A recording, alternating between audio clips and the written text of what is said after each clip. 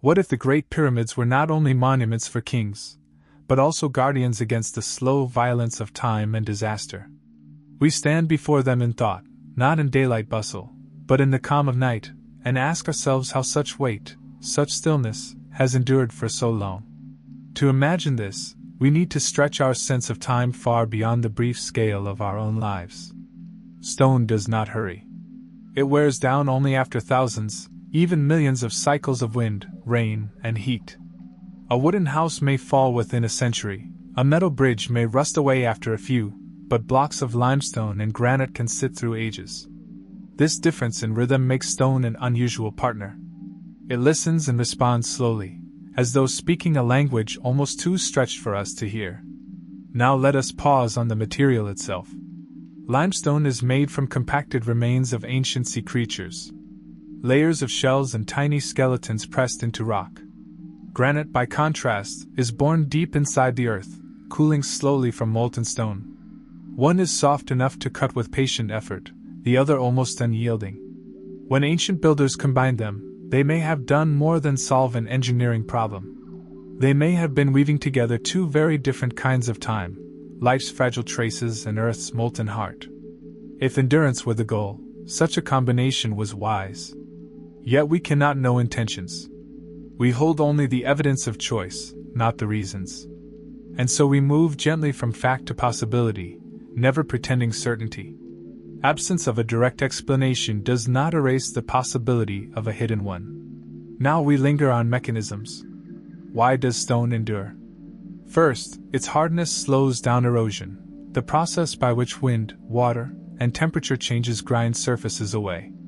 Second, the sheer weight of the blocks makes them stable, less likely to shift or topple under pressure. And third, their size resists fire. Unlike wood, stone does not burn. Even in the face of catastrophe, such as floods or storms, mass and density create a kind of patience. A pyramid's stones are like millions of still shoulders leaning on one another, each carrying part of the burden. What we do not know is equally important. We cannot see into every block to measure its slow decay. We cannot perfectly reconstruct the choices of builders. Our records are incomplete. Time has taken away documents, voices, intentions. All that remains are indirect signs, tool marks left by chisels, where patterns along the base, chemical traces of minerals in the joints. These fragments are like crumbs from a long-forgotten meal, telling us only hints of the recipe. And yet, such traces are enough to guide thought. Let us imagine a quiet experiment of the mind. Suppose a flood of enormous scale swept across a plain, carrying soil and homes away. A wooden temple would vanish, a city wall might crumble, but a pyramid of stone, massive and broad, would remain above the water. Years later, when the waters retreated, people could return to find it still there, a reminder that something endured. Now imagine centuries of sandstorms burying villages and fields. The dunes shift, erase paths, cover graves. But the pyramid rises above the moving sea of sand, its peak visible, its mass unmoved. In both visions, the stone is not immune, but more resistant than most. Over time, resistance becomes memory.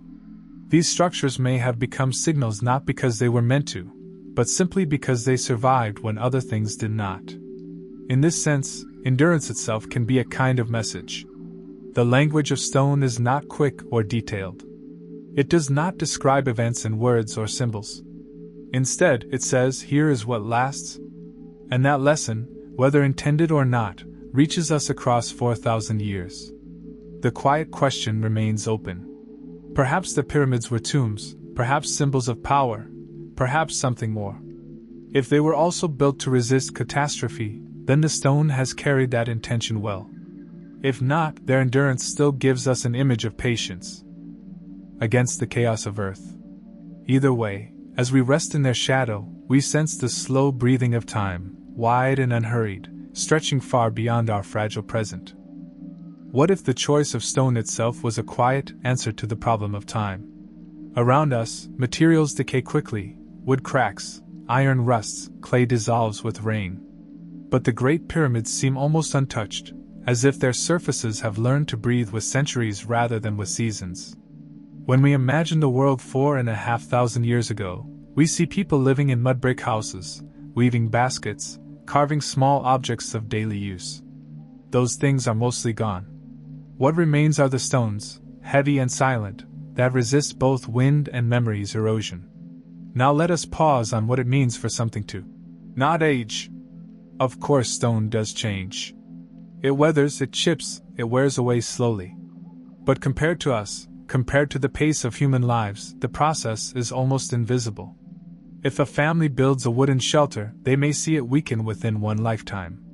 If a ruler commissions a palace in mud brick, a few generations may pass before it melts back into earth. But when blocks of limestone are stacked as tall as a hill, the centuries flow around them like water around a rock in a river. We notice scratches, but the shape holds. We may call this endurance. The mechanism is not magic, only patience. Limestone is made from ancient seashells compacted into rock. It is softer than granite, but still dense, still able to bear weight. Granite, harder and speckled with quartz, resists even more. Together they create contrast, one easier to shape, the other more lasting against wear. This careful pairing suggests awareness of time. Yet we cannot claim intention with certainty. The builders left us no notes saying why they chose these materials. We can only read the quiet signals, the differences in stone, the places where softer limestone was used for bulk, harder granite for chambers or linings. These choices whisper of durability, even if their purpose remains uncertain. The language of traces is subtle. Erosion patterns at the base show how the desert winds have touched the stones. Salt deposits tell of groundwater rising and drying, leaving crystals and cracks. Some blocks bear marks of ancient repairs, showing that even long ago people noticed decay and cared to mend it. Each of these is not a sentence but a fragment, part of a silent record of survival. Now let us imagine, step by step. Suppose a sudden flood sweeps through a valley, carrying away fields and villages. Wooden beams float, clay walls dissolve, but the massive blocks, each weighing several tons, sit unmoved. Years later, when people return, they find the pyramid still standing. In their eyes, it becomes not only a building but a survivor. Then imagine centuries of desert winds, carrying grains of sand like invisible blades. They grind surfaces, erase footsteps, cover old paths. A statue might lose its face, but the pyramid, by sheer size, resists. The edges soften, but the form remains. What message does this give? That in a world where everything vanishes, some shapes, some choices, endure longer. We must be careful here. To say that pyramids do not age is not literal. Geologists measure the slow retreat of stone surfaces. Archaeologists note missing casing stones once polished to shine. The pyramids today are not exactly what they were when new. But compared to the fragility of most human works, their transformation is almost gentle, almost unnoticeable.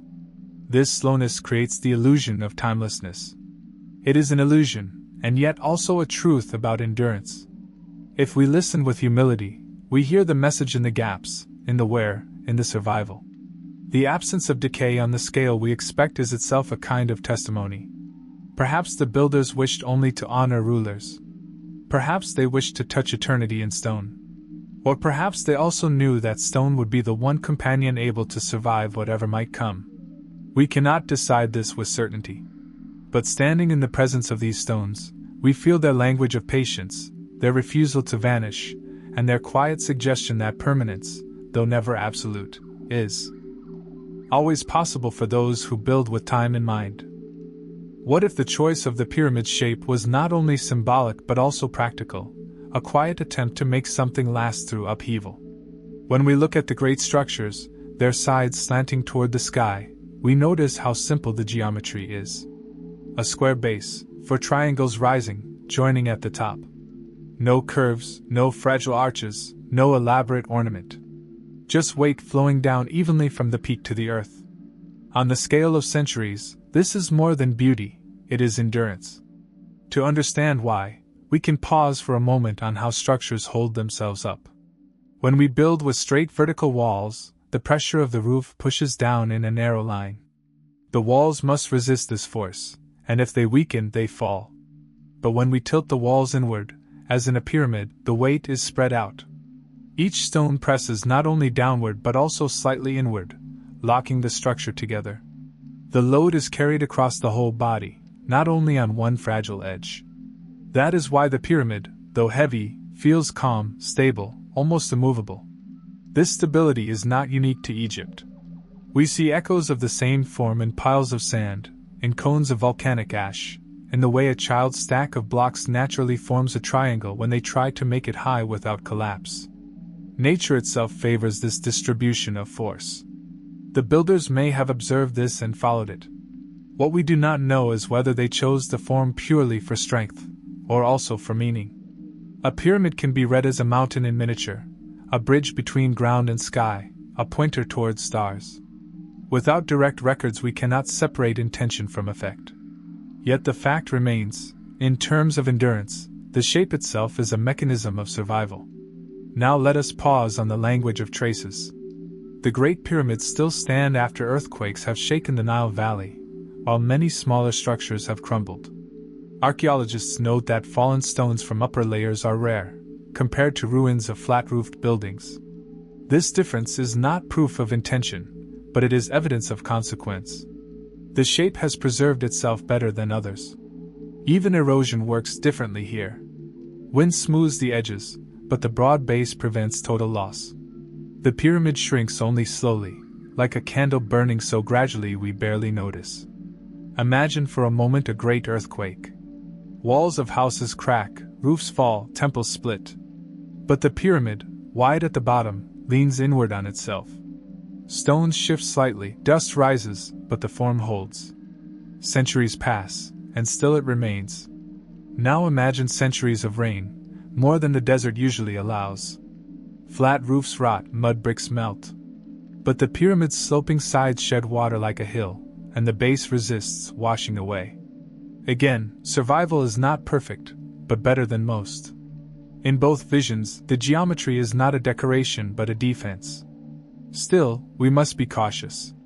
To say pyramids were designed only to resist disaster would be speculation. We cannot read minds of those who planned them. Perhaps the shape was chosen for sacred meaning, and strength was a welcome consequence. Perhaps it was the other way around. Or perhaps both motives blended, as often happens in human works. What we can say is that the triangle, in its simplicity, has proven to outlast. Its presence in Egypt and beyond shows that this form carries something more than aesthetic value. It carries survival. As we rest with this thought, we feel how geometry, often abstract and distant, here becomes almost tangible. It is not numbers on a page but stones in the sand, aligned in a way that speaks of patience. Whether for kings, for gods, or for the future, the shape has endured. And endurance, even if unplanned, becomes a quiet message across time. What if the hidden rooms and narrow corridors inside the pyramids were not only passages for ritual but also quiet shelters, designed to keep something safe from a world that could suddenly turn uncertain? When we think of these inner spaces, we imagine darkness, coolness, and silence. The massive outer stones press down like a mountain, yet within, chambers remain open, sealed for centuries. Their existence makes us pause. Why carve so deep into solid stone unless protection was part of the purpose? In their scale of time, these chambers are like pockets of stillness preserved inside a storm. Now let us consider how such spaces work. A chamber cut into the heart of a pyramid is shielded by thousands of tons of stone. Temperature remains more stable, changing slowly compared to the heat and cold outside. Noise is muffled, wind cannot reach, water finds it difficult to seep in. In modern terms, it is similar to a bunker, though built with less technology and more patience. Even the simple act of sealing a room with blocks turns it into a capsule of history. Within such capsules we sometimes find air trapped for centuries, tiny traces of ancient tools, even fragments of organic material. These are accidental time vaults, but they remind us how stone can isolate and preserve. Still, we cannot assume too much. The traditional view sees these chambers as tombs, or symbolic spaces to guide the soul of a ruler. That may well be true. The absence of clear records leaves us cautious. Absence of proof does not mean absence of possibility. Perhaps they carried both functions, ritual meaning for the living, and silent protection against the unexpected. The traces we have are few. Small marks from chisels on the walls, red painted signs left by builders, cracks where stone settled under weight. These are not dramatic messages, but soft reminders that human hands carved and sealed these places. When archaeologists entered some chambers, they found them almost untouched, like envelopes opened after thousands of years. The dust, the smell of stale air, the stillness, all spoke of isolation that had endured beyond any single lifetime. Let us try a thought experiment. Imagine a sudden flood sweeping across the Nile Valley, erasing fields and homes. People might climb to higher ground, but if treasures, records, or tools were hidden deep within a pyramid chamber, they would remain safe, dry, waiting. Centuries later, when calm returned, those chambers could be reopened, their contents still preserved. Or imagine a storm of sand burying everything in sight. Villages vanish under dunes, but within the pyramid's core the sealed room is untouched, the air still the same. In both cases, we see how isolation itself becomes survival. The mechanism is simple: depth, weight, and sealed stone. What we cannot know is whether this was foresight or coincidence. To declare certainty would be unfair to the fragments we hold. Yet the chambers allow us to wonder, to rest in the possibility that ancient builders thought about safety in ways not so different from our own. We, too, seal archives in mountains, place seeds in cold vaults, build shelters for data and memory. They carved chambers in stone. The connection may be more than accidental. As we linger with this thought, we sense how hidden rooms are not empty at all. They are filled with patience, with the weight of time pressing around them. Even when bare, their silence speaks. They remind us that inside the most visible of monuments lies another dimension, one where secrecy, darkness, and endurance combine. Whether for the dead, for the living, or for the unknown future, these inner spaces stand as quiet guardians, still holding their secrets in the thick heart of stone. What if the pyramids were not only monuments of stone, but also quiet witnesses of water, carrying traces of floods and long-lost rains upon their sides? When we step back in thought, beyond the desert as we know it, we enter a landscape that was not always so dry. Thousands of years ago, the Nile Valley breathed differently. Rains fell more often, the rivers spread wider, the climate shifted in rhythms longer than human memory. Stone, however, remembers in its own way. It keeps the faint scars of water that once touched it. Now let us linger on what we mean by these traces. Geologists use the word erosion to describe how surfaces are worn down by water, wind, and time. On the lower stones of the Great Sphinx and nearby pyramid structures, patterns appear that some interpret as marks of ancient rainfall. The grooves do not run like scratches from tools, but instead curve and soften, like surfaces washed slowly by water over long periods. This idea is debated. Some scholars argue the marks came from wind and sand, not rain. Others suggest they may reflect floods from the Nile. We cannot be certain. What matters is that stone carries a record, subtle, partial, open to interpretation, yet still a record. We may think of these stones as pages in an incomplete book. The letters are not written in ink, but in wear and texture. Reading them requires patience and humility. Absence of agreement does not mean absence of meaning. It only means the text is faint. Let us pause on the scale of time. Climatic shifts often unfold over thousands of years. Ice ages come and go, deserts expand and retreat. For us, one lifetime feels long, but for the earth it is only a breath. If the pyramids were built during a wetter phase, then water may have touched them differently than today. In that case, their very survival becomes more striking. For stone to endure both water and drought, flood and sandstorm, suggests resilience against many phases of change. We can try a gentle thought experiment. Imagine a sudden century of rains. The desert blooms for a while, the Nile floods beyond its usual banks. Villages must adapt or move. But the pyramid, standing on higher ground, resists. The water washes its base, leaving marks, but the form remains. Then imagine the opposite. Centuries of drying, the land turning harsher, sand creeping where crops once grew. Homes of clay crumble, fields vanish. Yet the pyramid rises, more visible than before, because everything else has gone. In both scenarios, water plays the role of both eraser and archivist. It erases fragile traces, but it also leaves behind patterns, grooves, and mineral films.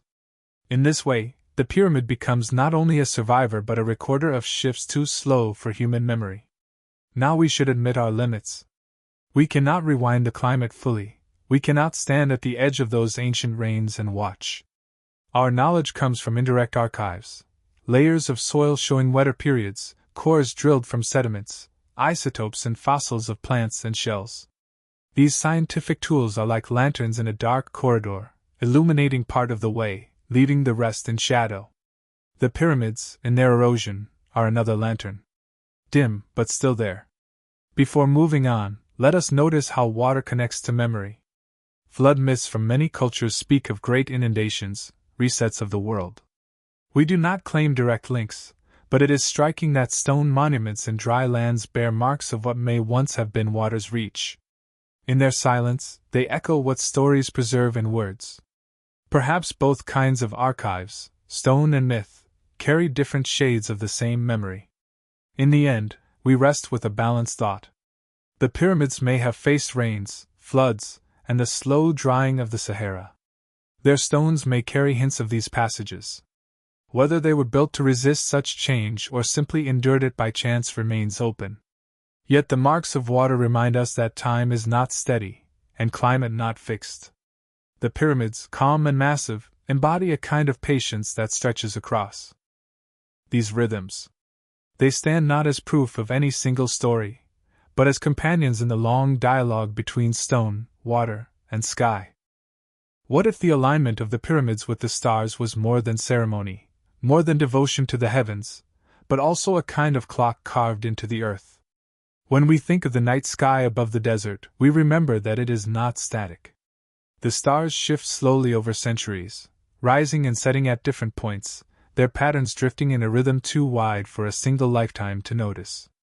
And yet, stone remembers what eyes alone might forget. The pyramids are not placed randomly. Their sides and angles trace directions close to the cardinal points: north, south, east, west. Some researchers have noticed how shafts within certain chambers point toward stars that were significant at the time of building. These are not simple choices. To align stone with the sky requires observation across many seasons, patient tracking of where stars rise, how they tilt, how they return. In modern words, the pyramid becomes both monument and calendar. But here we must be cautious. We cannot be certain of intention. It may have been spiritual, symbolic, or practical, or all at once. The absence of direct writings leaves us in the realm of traces. Still, the alignments are striking, and they encourage us to consider how builders thought not only of their present moment, but of cycles stretching far into time. Now let us pause on the process itself.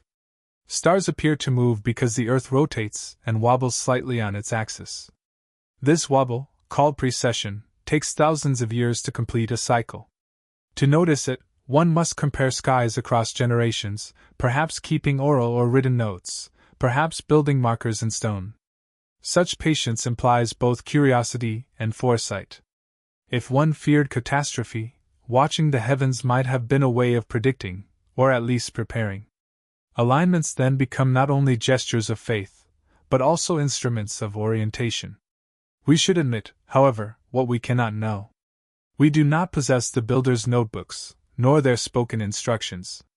We cannot prove that they thought of precession, or of catastrophe. We only see the careful matching of angles and stars. Some argue that such accuracy is coincidence, others that it was deliberate. Both positions rest on fragments of evidence, none complete. The truth likely lies between, shaded with uncertainties. Now we linger on the language of traces. Archaeological surveys measure deviations from true north, noticing how closely the Great Pyramid points to it. Astronomers calculate where certain stars would have been thousands of years ago and find correspondences with shafts and orientations.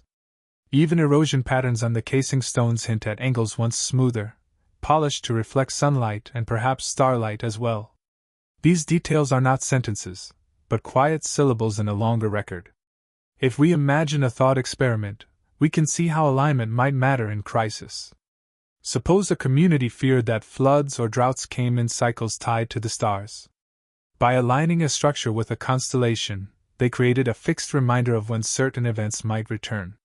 Generations later, even if language had shifted, the stones would still point, still teach. Or suppose a catastrophe erased villages and records. Survivors could still look up at night, match the stars to the lines of the pyramid, and recover a sense of orientation, a way to anchor themselves in the turning sky.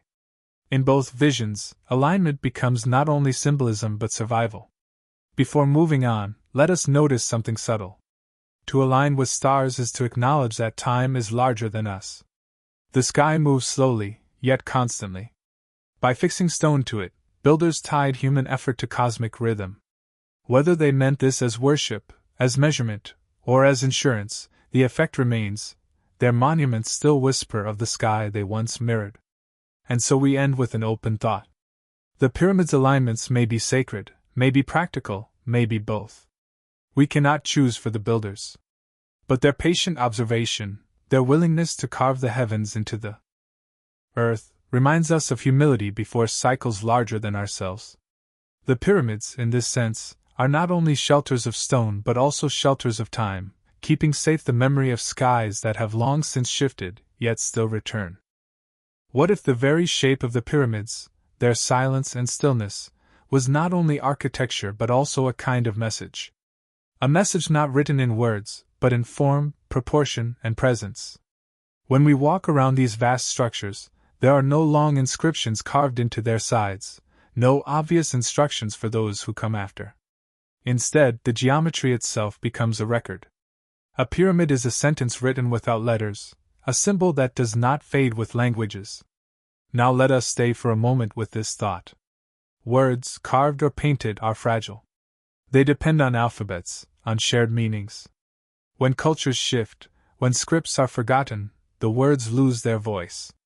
But shape, weight, and placement can speak across millennia without needing translation.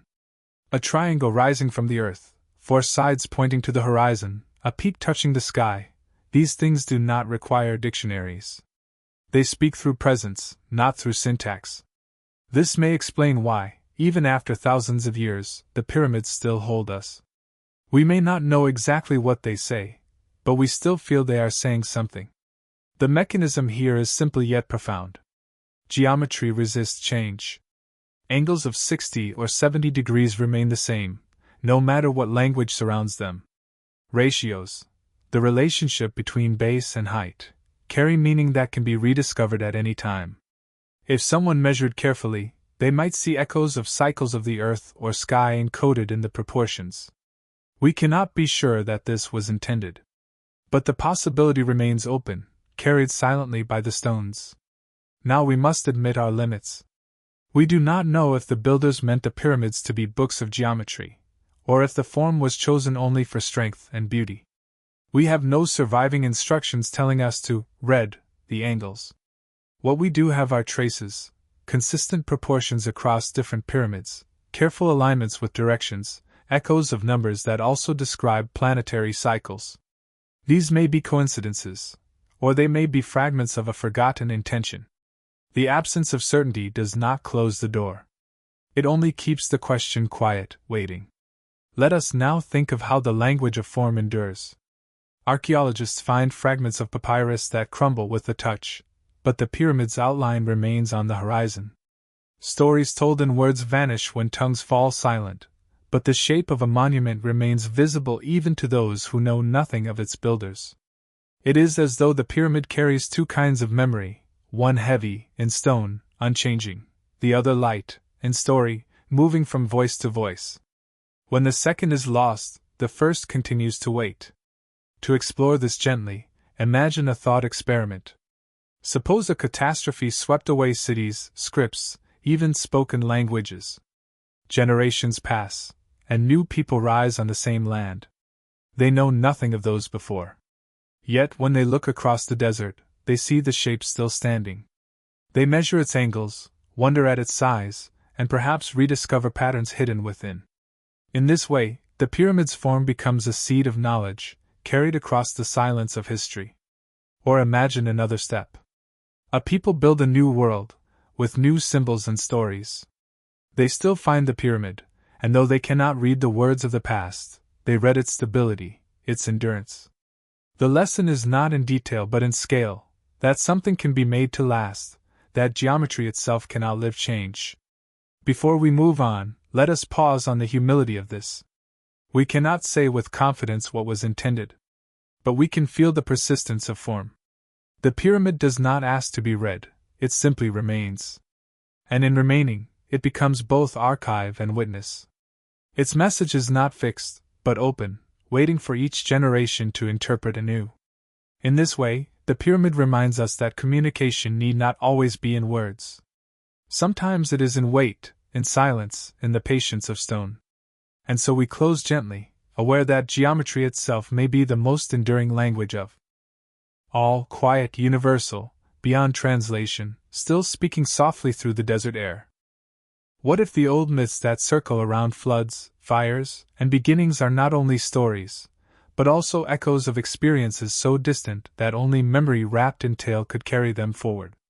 Across cultures far apart in space, we hear of waters rising, of skies darkening, of the earth reshaped. In Mesopotamia, in India, in Greece, in lands across oceans, voices speak of overwhelming floods. In Egypt, too, the Nile itself became both giver and taker, its floods shaping the rhythm of life. Perhaps, in such a world, to build something vast in stone was another way of telling a story, not in words but in weight. Myths, unlike stone, are soft. They pass from mouth to mouth, shifting with each telling. A flood becomes deeper, a storm more fierce, a god more present. Yet beneath the embellishment, we may hear the quiet tremor of an event that once was real. A people who saw waters rise unexpectedly might never forget. The tale would travel further than any inscription, because it would live in memory, not on walls. Stone and myth, in this way, may be two sides of one archive, one heavy and nearly unchanging, the other light and always moving. Now let us linger on how this double archive works. A pyramid stands mute but solid. Around it, people weave stories of gods, of journeys into the afterlife, of cycles of creation and destruction. The stone is the anchor, the story the breath. Together, they carry memory across generations. Neither alone is enough. Without the tale, the stone is silent. Without the stone, the tale may dissolve. But together, they create a dialogue between endurance and change. We must be cautious here. We cannot say with certainty that the pyramids were built in response to a remembered catastrophe. We cannot prove that flood myths in faraway lands share a root with Egypt's own rhythms. Yet the presence of such stories across so many cultures invites us to pause. Absence of proof is not proof of absence. At the very least, it suggests that human beings everywhere have lived through disruptions large enough to shape their imagination. The traces are indirect, but they are widespread. Let us pause for a moment on the language of these traces. Archaeologists study layers of soil that show sudden changes, deposits of silt far inland, charcoal bands from fires, shifts in pollen grains marking changes in vegetation. These are the Earth's quiet footnotes, telling of floods, droughts, fires. Myths may be their human counterpart, memory not in stone or sediment, but in story. Both forms are fragmentary, either complete. But when they overlap, the resonance is worth noticing.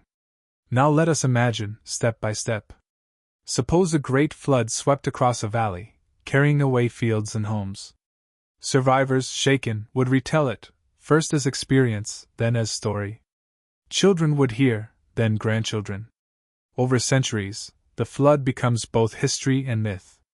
Meanwhile, a pyramid nearby endures, bearing marks of water at its base, perhaps even sheltering artifacts within.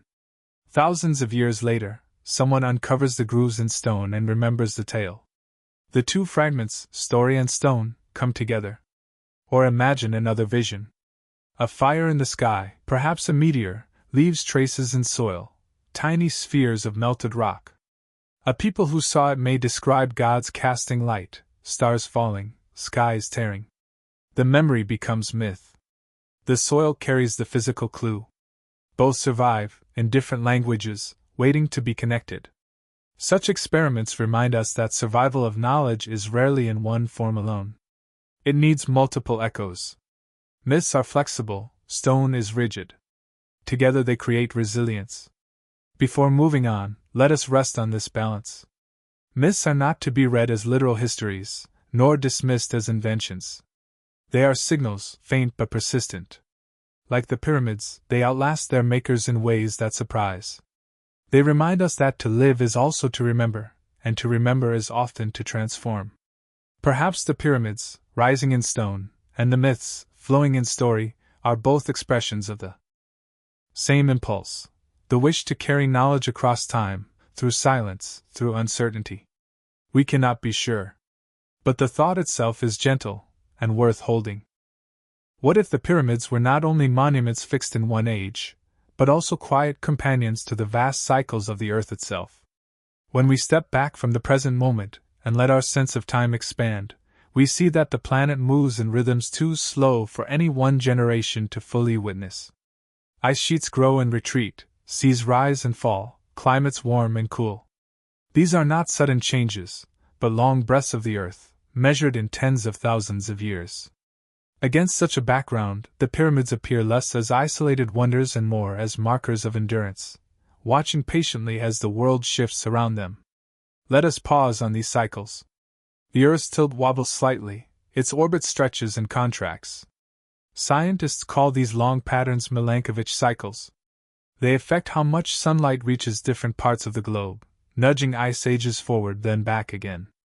To us, these motions are invisible, because they unfold far beyond our lives.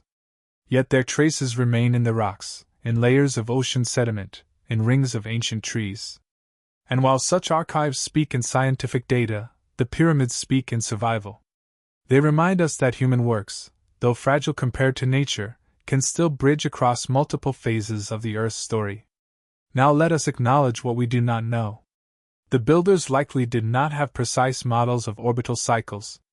We cannot say they measured precession with the accuracy of modern astronomy. Still, they watched the Nile rise and fall, they felt the desert grow and shift. To live close to the land was to notice patterns, to respect rhythms. Perhaps this sensitivity to cycles is woven, quietly, into the design and placement of the pyramids. But whether intended or accidental, the outcome is the same. The structures endure through changes in climate, through the slow turning of planetary seasons. Here we may pause to look at the language of traces. Geological cores taken near the Nile reveals shifts in sediment that correspond to wetter and drier periods. Ancient pollen grains show which plants once grew there, revealing transitions from greener landscapes to drier ones. The pyramids themselves carry marks of weathering that suggest long exposure to forces beyond today's desert air. Taken together, these fragments form an archive of change. The earth leaves its notes in stone and soil, and the pyramids, by continuing to stand, give us a stable backdrop against which these notes can be read. Imagine, as a gentle experiment, that the desert once again shifted, as it has before. Suppose rains returned in abundance, rivers widened, and green spread where sand now dominates. The pyramids would not vanish in that new fertility. They would remain, their bases touched by water once more, their peaks still visible above fields. Generations in that wetter world might wonder how such stone shapes survived the previous dryness. Now imagine the opposite. Suppose the desert deepened, heat grew stronger, and storms of sand buried towns. Still the pyramids, by their size, would rise above dunes, reduced but not erased. They would become islands in a sea of sand, visible long after all else had gone. In both visions, the cycles of the earth play out, and the pyramids continue as markers through them. Before moving further, let us rest with a small observation. To build in stone is already to think beyond one lifetime. To build in such scale is to think across generations. To build something that endures across climate shifts, even unintentionally, is to touch the long horizon of the planet itself. Perhaps the builders did not imagine ice ages or millennial droughts, but they sensed the fragility of life, and in response, they created something less fragile. The pyramids remind us that while human beings cannot control the great cycles of the earth, we can place markers within them. These markers do not halt change, but they endure through it, allowing future eyes to see both continuity and difference. And so we leave this thought open. The pyramids are not proofs of hidden knowledge about climate, nor direct instruments of prediction. But they stand as companions to the long rhythms of the planet. In their survival, they invite us to widen our sense of time, to feel the slowness of Earth's breath, and to accept that even within vast cycles, human presence can leave something lasting, something that waits quietly for those who come after. What if the pyramids were raised not only to honor rulers or to mirror the sky, but also to stand against the possibility of fire from above, the kind that comes rarely yet reshapes the Earth when it does? Throughout our planet's history, comets and meteorites have struck with force enough to change landscapes and climates. We may think of these as distant, but craters in deserts, forests, and ocean floors remind us that they are part of the long rhythm of life on Earth. The pyramids, by their scale and solidity, may not have been protection against the impact itself, but perhaps they were built as shelters for memory, as symbols that could outlast the chaos of falling sky. Let us pause on what such events mean. A meteorite is a fragment of rock or metal that travels through space. Most burn up as they enter the atmosphere, but larger ones reach the surface. When they strike, they release energy far greater than any human fire. Dust can rise into the air, dimming the sun for months or even years. Crops fail, climates shift. We know this not from imagination but from geological traces. Thin layers of iridium, a metal rare on Earth but common in asteroids, appear in soil layers around the world, marking the fall of a giant meteor 65 million years ago. That event is linked to the end of the dinosaurs. On smaller scales, other craters show that strikes have happened more than once, sometimes within human memory. But how would ancient people have understood such fire? Perhaps as gods, perhaps as omens, perhaps only as unexplained disaster. We cannot know. What we can notice is that many myths describe flames from heaven, stars falling, skies opening. The overlap between geological records and human stories invites us to listen more carefully. Now we should admit our limits. We have no direct evidence that the pyramid builders expected meteors. No inscriptions tell us they feared the sky's stones. Yet we cannot dismiss the possibility that memories of falling fire, however distant, shaped their sense of risk. Absence of proof is not proof of absence. The builders may have seen smaller meteors, bright streaks of light that startled the night. They may have heard of larger ones striking elsewhere, leaving scars on the land. Even without certainty, the thought of the sky as a source of danger could have lingered. The pyramids, sealed and enduring, might then be read as refuges, not against the strike itself, but against the forgetting that follows. Let us linger on the language of traces. Across deserts, craters weather into shallow bowls, almost erased by wind and sand. In lake sediments, scientists find tiny beads of glass formed when rock melted and cooled quickly. In ice cores, thin layers of dust reveal years when the sky darkened. These are subtle signals, faint but real. If we place the pyramids in this context, they become part of the same archive, not physical evidence of an impact, but human evidence that people sought to anchor themselves against what might fall from above. Now let us try a gentle thought experiment. Suppose a great meteorite struck a distant region. Its fire was seen even in Egypt, a glow on the horizon, a trembling in the air. Stories would spread, perhaps of gods angry, perhaps of stars collapsing. Generations later, the fear might remain, softened into myth. To prepare, or simply to comfort, people might build in stone, shaping monuments meant to endure whatever the heavens brought. Now imagine another step. The dust of the impact dims the sun. Harvests weaken. Communities depend more on memory, on certainty that something stable still stands. The pyramids, massive and unshaken, would serve as anchors in such uncertainty. Whether or not this was intended, the effect is the same: they remain when fragile things vanish. And finally, imagine long after. The impact forgotten in detail, the dust settled, but the pyramids still there. Their survival itself becomes the message that even when the sky falls, something can remain. Before moving further, let us pause.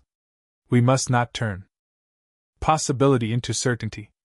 The pyramids may have nothing to do with meteors at all. They may be tombs, symbols, pure expressions of human ambition. Yet their endurance allows us to consider them in wider frames, to let them speak not only of kings but of catastrophes.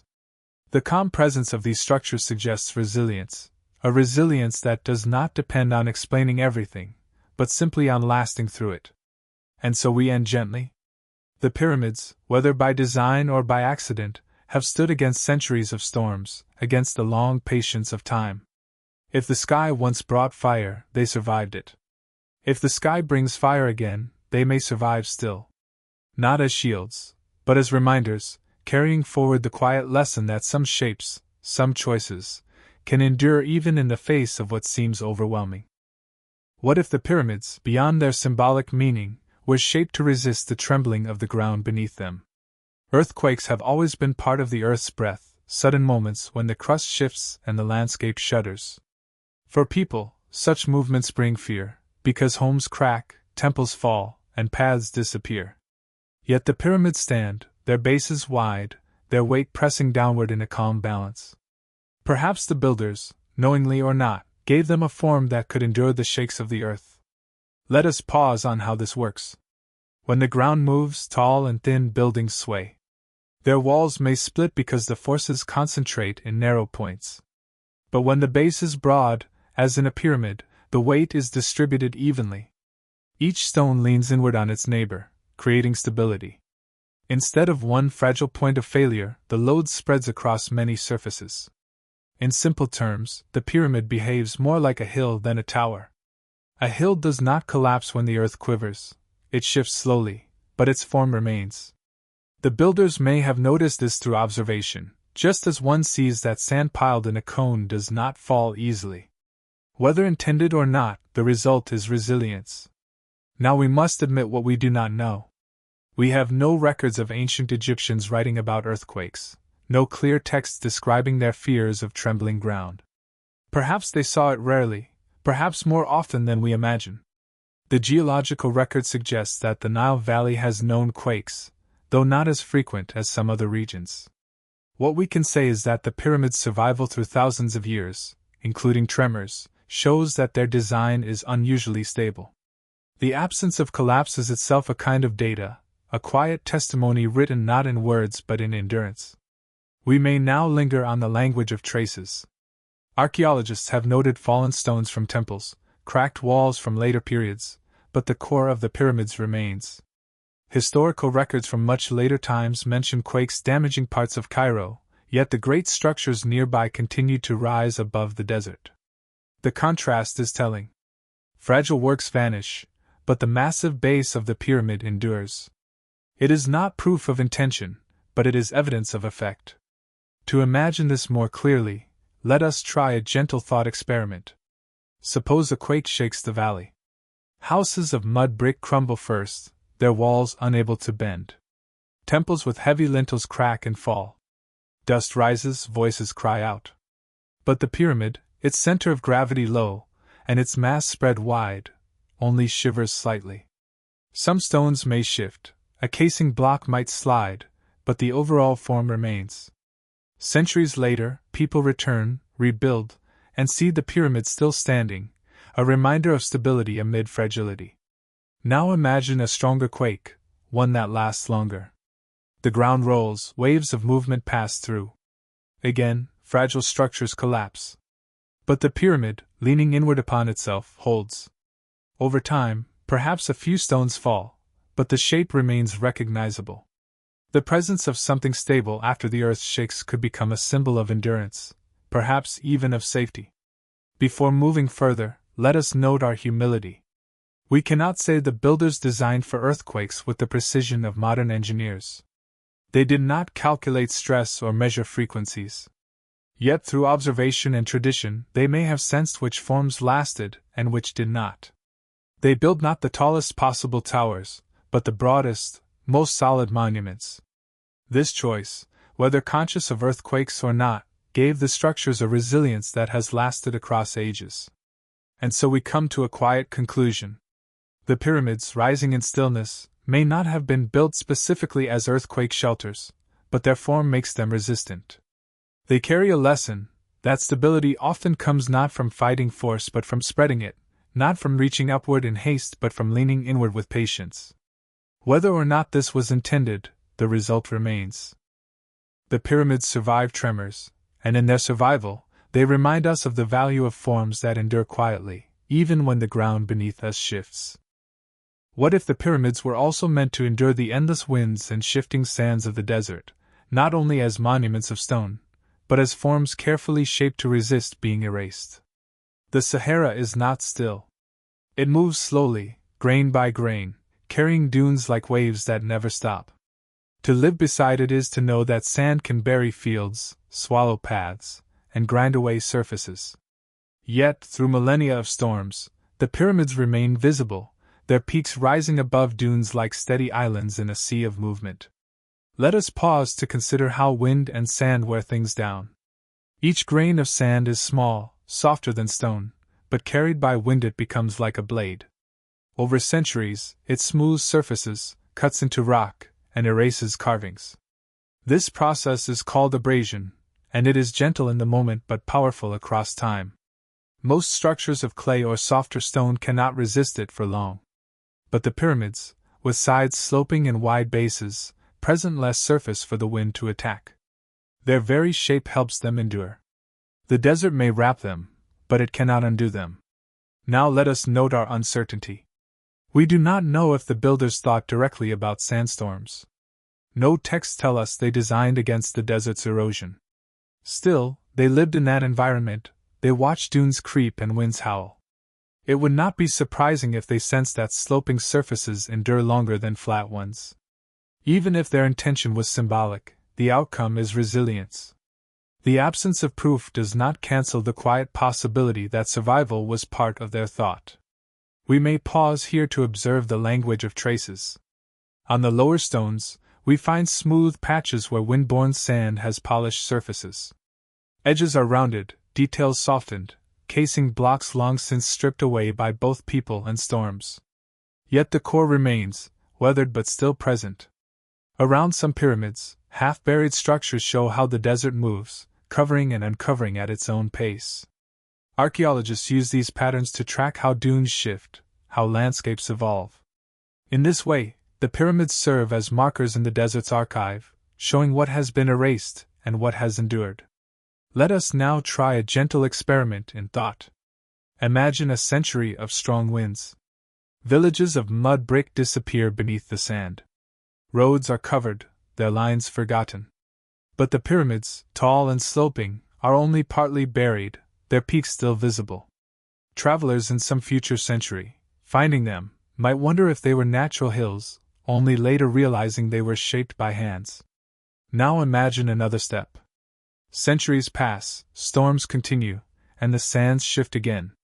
The pyramids emerge once more, their forms revealed as dunes move away. In this rhythm of burial and uncovering, they become not only monuments, but also participants in the dance of desert and wind. They are never lost completely, only hidden then found again. This cycle may be one reason they remain in human memory for so long. Before moving on, let us rest with a small observation. To endure sand is not to resist it entirely, but to flow with it. The pyramids are not immune to erosion, but they transform slowly, on scales longer than our own presence. Their patience is greater than the desert storms. Whether built with this foresight or not, their survival shows the strength of forms that lean, that spread, that accept slow wearing rather than fight it. And so we close gently. The pyramids stand as companions to the desert's endless motion. They are weathered, softened, but not erased. They remind us that even in landscapes where everything shifts and drifts, something can remain. Their calm persistence suggests that endurance is not always about resisting force, but about choosing forms that time cannot easily undo. What if the sheer number of stones that make up the pyramids tells us something deeper than scale alone? Perhaps even a quiet reminder that endurance can be built piece by piece, across time, across generations. When we stand before these structures, it is difficult to hold the numbers in our minds. Millions of blocks, each cut, moved, and placed. Each block heavy, yet made to rest upon the next with calm precision. Numbers this vast blur into abstraction, yet behind them lies patience, rhythm, and a sense of foresight uncommon in most human works. Let us pause on the meaning of such scale. To build with clay bricks, thousands may be enough. To raise a wall, tens of thousands. But to raise a mountain of stone, one must think not in thousands but in millions. It is as though the builders were not counting days or even years, but generations. They accepted that completion was slower than any one lifetime. They built as though time itself was a worker beside them. And so the pyramid is not only a monument of stone, but also of collective patience. The mechanism here is simple, though the outcome is extraordinary. Each block is cut to manageable size. Each block is placed with attention to alignment. Alone, a block is fragile, subject to cracking. Together, in their millions, they form a body that resists weather, earthquakes, and centuries of wind. The strength is not in one stone, but in the accumulation. Much like a wall of sandbags resists water by sheer number, the pyramid resists time by gathering stone upon stone. Now let us acknowledge what we do not know. We do not know precisely how many blocks were used, nor the exact methods of placement. Estimates vary, as do theories of transport. Absence of certainty here reminds us to be cautious. The numbers we speak are approximations, not absolutes. Yet even without precision, we see the magnitude. It is not only the size of the pyramid that astonishes, but the quiet insistence of its many parts. Here we may pause on the language of traces. Quarries bear scars where stones were cut, ramps may have left subtle depressions in the landscape, and unfinished blocks remain in the desert, still waiting to be moved. These remnants are not dramatic, but they confirm scale. They tell us of repetition, of work spread across years, perhaps decades. Each mark in the quarry, each unfinished cut, is a syllable in the longer sentence of the pyramid's making. Now let us allow a gentle thought experiment. Imagine a catastrophe, a flood, a fire, a quake, that sweeps away homes and fields. Wooden roofs collapse, clay walls wash away. But the pyramid, composed of millions of interlocked stones, remains. Perhaps some outer casing is damaged, but the core holds.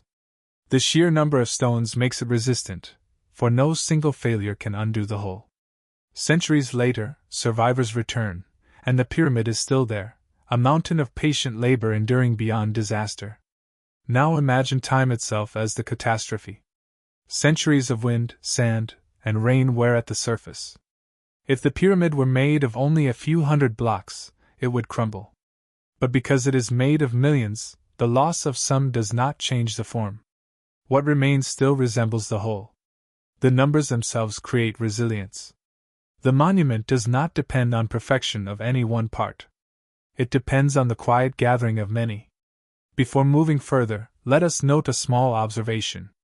To build in such numbers is to commit not only to a ruler or a god, but to the future. Whether the builders thought of catastrophe or not, they created something that could outlast them, precisely because they multiplied endurance through scale. This is not proof of intention, but it is evidence of consequence. The pyramid's voice is carried by its mass, and its mass is carried by number. And so we close softly. The millions of stones are not only a record of labor, but also a lesson in endurance. They remind us that survival often comes not from the strength of a single part, but from the patience of many gathered together. Whether built for kings, for gods, or for memory itself, the pyramids whisper of accumulation, of scale, and of time measured not in days but in generations. What if the silence of the pyramids, their lack of clear inscription about purpose, is itself part of their message? We often expect words to explain meaning, carved texts to reveal intention. Yet here, on these vast walls, we find almost none. Instead of detailed instructions, we are left with weight, with geometry, with endurance. Perhaps the quiet itself is deliberate. Or perhaps it is only the absence of what once was. Either way, the silence invites us to listen differently. Now let us pause on what silence in stone can mean. In many cultures, important buildings carry long inscriptions, lists of kings, stories of gods, explanations of rituals. These act like labels, helping future generations understand. But words are fragile. They depend on shared language. 1,000 years may turn them unreadable. Silence, by contrast, is universal. A structure without explanation is harder to misinterpret. It speaks only through what it is, not what it says. The pyramids, in this sense, may be closer to natural mountains than to temples covered in text. They endure by form, not by word. We should admit our limits here. We cannot know if the pyramids once held more decoration, later stripped away. We cannot be sure if inscriptions were once painted rather than carved, fading with time. The absence of evidence does not prove deliberate silence. Yet the effect today is undeniable. What reaches us is mass, shape, and endurance, not text. And that effect is itself a kind of record. Let us linger now on the language of traces. Inside certain chambers, we find red markings, signs left by workers. These are practical notes, not ceremonial texts. They tell us which crew carried which blocks, simple records of labor. Beyond that, very little. This scarcity forces us to look at the stones themselves as the archive. We measure their angles, their alignments, their wear. These are indirect signals, like footprints rather than voices. They tell us less about intention, more about endurance. But perhaps that is enough. Now let us imagine, step by step. Suppose a civilization feared catastrophe and wanted to leave a marker that could not be misread, even after languages disappeared. To carve words might risk confusion later. But to raise a shape as massive as a pyramid would ensure visibility across ages. Even if no one remembered its meaning, the presence itself would remain. It would say, something once mattered enough to build this. Now imagine further. Time erases all stories, yet the pyramid remains. People return, curious. They measure, they align with stars, they compare proportions. They begin to search for meaning in form rather than words. In this way, silence itself becomes fertile. It invites interpretation, generation after generation, never fixed, always open. This openness may be why pyramids continue to hold us. Before we move on, let us rest a moment on humility. The silence of the pyramids does not force us into any one answer. It keeps many doors ajar. It reminds us that absence of explanation is not absence of meaning. Sometimes, what is left unsaid can last longer than what is written. The stillness of stone becomes its own kind of archive, untranslatable yet universal. And so we close gently? The pyramid's silence may frustrate us if we seek certainty, but it also frees us to imagine. Their lack of clear voice allows them to continue speaking in many ways. Whether by design or by accident, the quiet has endured as strongly as the stone. In that quiet, we find not only mystery, but also a lesson in how presence alone can carry meaning through time. What if the choice of different stones within the pyramids, soft limestone for the bulk, hard granite for the chambers, was not accidental, but a quiet strategy for balance between endurance and possibility? When we look closely, we see that the pyramids are not made of one single material, but of layers, each with its own qualities. Limestone, drawn from nearby quarries, is softer, easier to cut and shape. Granite, carried from distant quarries far to the south, is heavy, dense, and far harder to carve. To combine them required more than strength. It required foresight, patience, and an understanding of how different materials age. Now let us pause on the mechanics of stone. Limestone weathers more quickly. Rain and sand smooth it, cracks spread faster. But because it is soft, it can be shaped precisely. Granite resists weather, resists fire, resists time. But it is slow to cut, requiring more effort. Together, they make a dialogue. Limestone offers volume, granite offers resilience. One forms the body, the other protects the heart. We might compare this to everyday life. We use softer materials for walls we can change, harder ones for foundations we want to last. The builders seem to have known this balance well. Yet we must remain cautious. We cannot be sure they thought of their work in terms of preservation against catastrophe. We have no text that tells us this was their aim. Still, the traces left in stone invite us to wonder. The absence of direct explanation does not erase the possibility of careful design. The language of traces here is subtle. In the inner chambers of the Great Pyramid, granite blocks form ceilings and walls. They have survived while much of the outer limestone casing has been stripped away or worn down. Archaeologists note the contrast. What is exposed disappears more quickly, what is hidden in granite endures. Even the quarries tell part of the story. Unfinished granite blocks lie abandoned, too large to move, showing us the effort required.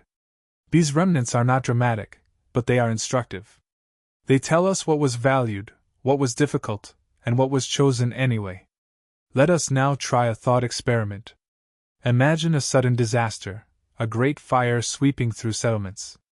Wooden beams collapse, clay walls crack, but granite, deep inside the pyramid, does not burn.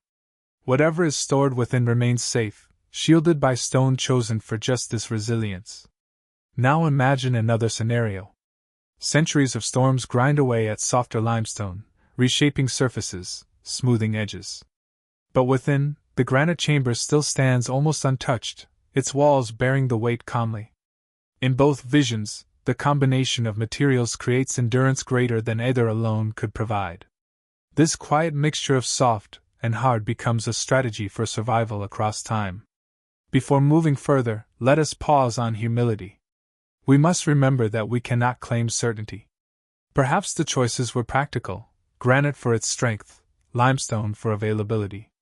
Perhaps symbolic, granite connected with the south, limestone with the local land.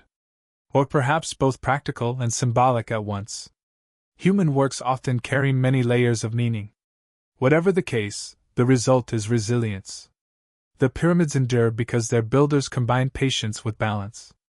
And so we end softly. The materials of the pyramids are not only stone, they are choices, carried from quarries, shaped by hands, placed with intention. Whether the builders meant to resist catastrophe or simply to build magnificence, their understanding of stone has left us with structures that endure through ages. In their mixture of soft and hard, of fragile and enduring, we see a lesson. Survival often comes not from one quality alone, but from the balance between many. What if the pyramids were placed in the desert not only because land was available, but also because the desert itself could act as a vast library, a keeper of memory more patient than forests, rivers, or cities? Sand, though it moves restlessly, has a peculiar gift: it preserves. It covers what it touches, sealing objects away from air, moisture, and rot. Wood decays in damp places, parchment molds, metal corrodes. But in the dry stillness of the desert, traces last. A jar of grain, forgotten beneath the sand, can remain for millennia. A fragment of textile, fragile elsewhere, lies intact. In this way, the desert becomes an archive without walls, a place where the past is not erased but hidden. Now let us pause on how this process works. Preservation depends on absence of water, absence of life that feeds on what is left behind. In a desert, humidity is so low that fungi and bacteria, the quiet recyclers of other climates, cannot thrive. Layers of sand act like blankets, cutting off light and air. What is buried is not destroyed, it simply sleeps. For archaeologists, this has been a gift. From tombs and buried settlements, objects emerge as though untouched by time. We hold them and realize that the desert has been not only an enemy of life, but also a protector of memory. If the pyramids were built to last, then placing them in such a landscape gave them another layer of protection. They endure not only by weight, but also by the dryness that surrounds them. Now we should admit our uncertainties. We cannot know if the builders consciously thought of the desert as an archive. They may have chosen the plateau near the Nile for practical reasons: solid bedrock, open space, proximity to quarries. The fact that the climate also preserves may have been coincidence. Absence of written intention means we must remain careful. Yet the outcome is the same: the pyramids and what they contained have survived partly because of where they stand. The silence of the desert has guarded them as much as their stone. Let us linger on the language of traces. Around the pyramids, buried beneath shifting sand, archaeologists have found workers' villages, tools, fragments of food and pottery. These are not grand monuments, but everyday remnants, preserved precisely because the desert forgot to erase them. In papyrus fragments, still readable, we glimpse the organization of labor. In dried bread and beer jars, we see how workers lived. Without the desert's preservation, such fragile details would be gone. The pyramids thus stand not alone, but surrounded by a wider archive of human life, kept in layers of sand. Now let us imagine, step by step, how catastrophe might interact with this library.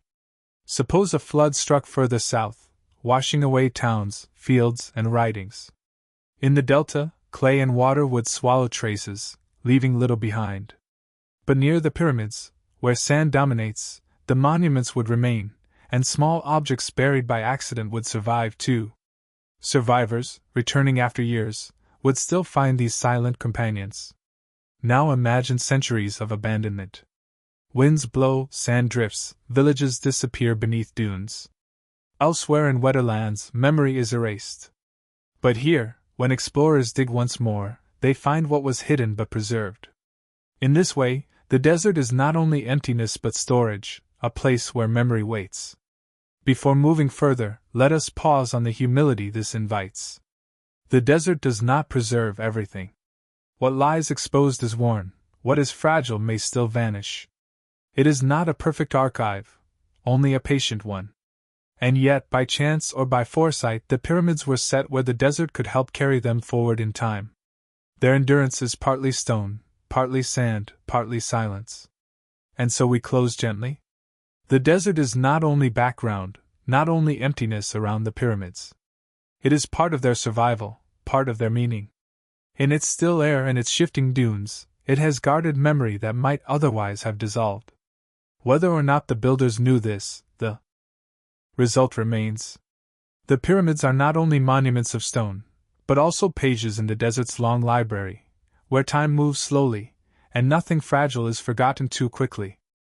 What if the pyramids were also conceived as markers of survival, not only for people but for knowledge itself, quiet repositories of meaning placed against the tides of forgetting? When we think about the fragility of records, we remember how easily words vanish. Clay tablets crumble, papyrus fades, ink washes away. Even voices, carried in story, eventually shift or fall silent. But stone, heavy and mute, carries information differently. It does not tell us everything, but what it does hold, it holds across ages. Perhaps the pyramids, beyond their immediate function, were shaped as vessels to safeguard something longer than life. Let us pause on how memory can be kept in matter. A sealed jar holds its contents because air and moisture cannot reach inside. A chest of cedar protects what lies within from insects. In the same way, a pyramid, with its hidden chambers and massive weight, can preserve. Even empty, it preserves the act of building itself, the intention encoded in form and alignment. What is buried within such weight, whether objects or silence, is given a kind of protection that fragile dwellings could never offer. Now we must admit what we do not know. The pyramids have been opened, searched, stripped, and studied. Many treasures once thought to be hidden inside were long gone by the time archaeologists arrived. Perhaps they were taken by ancient thieves, perhaps they were never there at all. The absence of evidence leaves us cautious. But the survival of sealed spaces, even when empty, reminds us that the potential for preservation was always present. The builders knew that stone could guard what lay within, even if we no longer know what that was. Let us linger on the language of traces. In some chambers, tiny remains of organic matter have been found, bits of resin, faint residues of wood or cloth. In others, the mere architecture speaks, shafts leading outward, blocks placed to seal passages, hidden joints designed to mislead. These are not just structures, but gestures toward preservation. The care with which passages were blocked shows a concern with continuity, a wish to keep something safe. Even if that something was only the dignity of the structure itself, the principle is the same. Now let us try a gentle thought experiment. Imagine a catastrophe in which libraries burn, villages vanish, and stories are lost. Centuries pass, and all that survives are fragments. Amid the emptiness, a pyramid still stands. A traveler, curious, enters a hidden chamber and finds within a small chest, perhaps containing tools, or seeds, or a simple inscription. That object, protected by stone, could restart memory, bridging the gap across disaster. Or imagine another step. Suppose nothing is found inside. Even then, the pyramid itself remains, a monument to endurance. The mere fact that something so vast could survive teaches a lesson, that people once thought far beyond their own time, and built with patience measured in centuries. In this way, the pyramid becomes not only a container but also a message, a reminder that knowledge can be carried not only in words but in works. Before moving further, let us rest a moment on the humility this invites. We cannot know for certain what the builders hoped to preserve. Perhaps it was the name of a king, perhaps objects for an afterlife, perhaps nothing more than stone itself as memory. But we can sense that the intention to endure, whatever its focus, was strong. The pyramids have succeeded in carrying meaning, even if the details are obscured. Their very survival proves that preservation through stone was not in vain. And so we close softly. The pyramids stand as repositories not only of bodies or treasures, but of endurance itself. They remind us that to preserve is not always to hold on to words or objects. Sometimes it is enough to build something that simply lasts. In that lasting, memory is carried forward, not in detail, but in presence, in the calm continuity of stone across the silence of centuries. What if the pyramids, beyond their form and silence, were built as beacons not only for the living but also for those who might come after catastrophe, guiding survivors back to orientation in both land and time? When we stand before them today, their peaks no longer gleam with white casing stone, but we can imagine how once they caught the sun. Covered in polished limestone, they would have shone in daylight like mirrors of the desert sun, and under moonlight they might have glowed softly, visible from great distances. In this way, they were not hidden structures but landmarks, signals across the horizon. Now let us pause on what it means to create a beacon in stone. A beacon does not need to speak in words. It speaks by being seen, by marking a place in space that does not shift. In the vastness of desert, where dunes move and paths vanish, such markers become more than symbols. They become orientation. To build something high and gleaming was to create a reference point, visible across miles. For those navigating sand and sky, such references can mean survival. Yet here we must be careful. We cannot know if the pyramids were planned as beacons for distant travelers, or only as monuments of ritual. The absence of direct testimony keeps us cautious. What remains is effect. They were visible from far away, and they remain visible still. Intention may be hidden, but consequence is certain. Now let us linger on the language of traces. Ancient accounts describe how pyramids once shone so brightly that they resembled mountains of light. Fragments of casing stone, still smooth at their base, confirm this polish. Even today, when the sun strikes certain angles, we glimpse how they once reflected.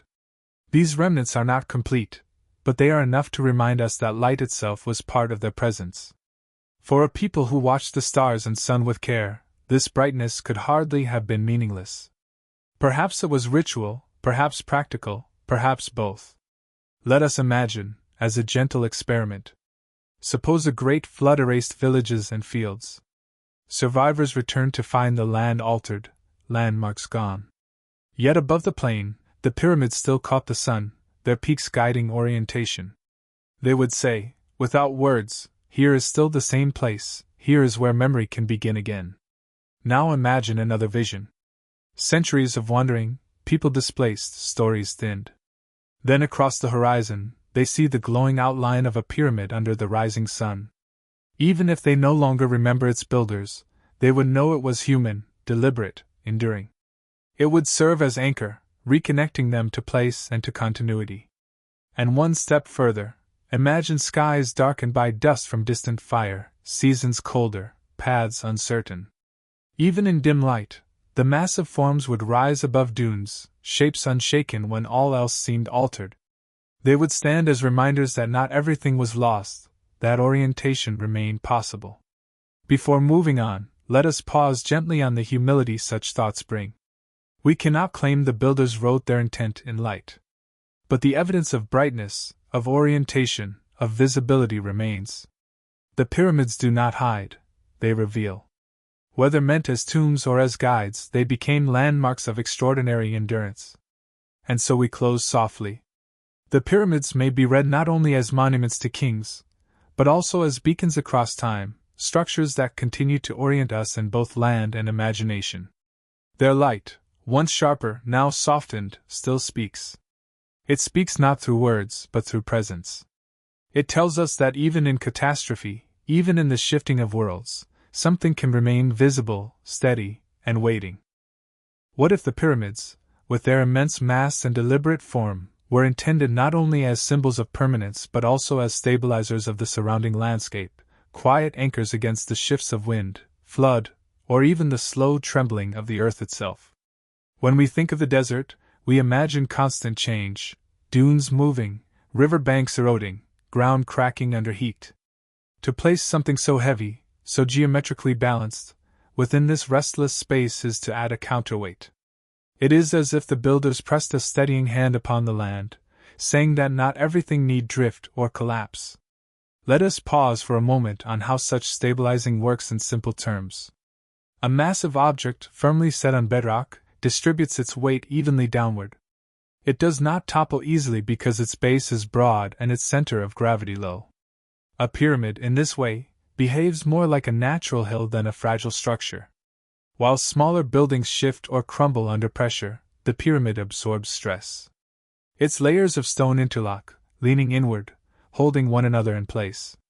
This makes it remarkably resistant not only to time but also to the subtle forces that reshape the Earth's surface.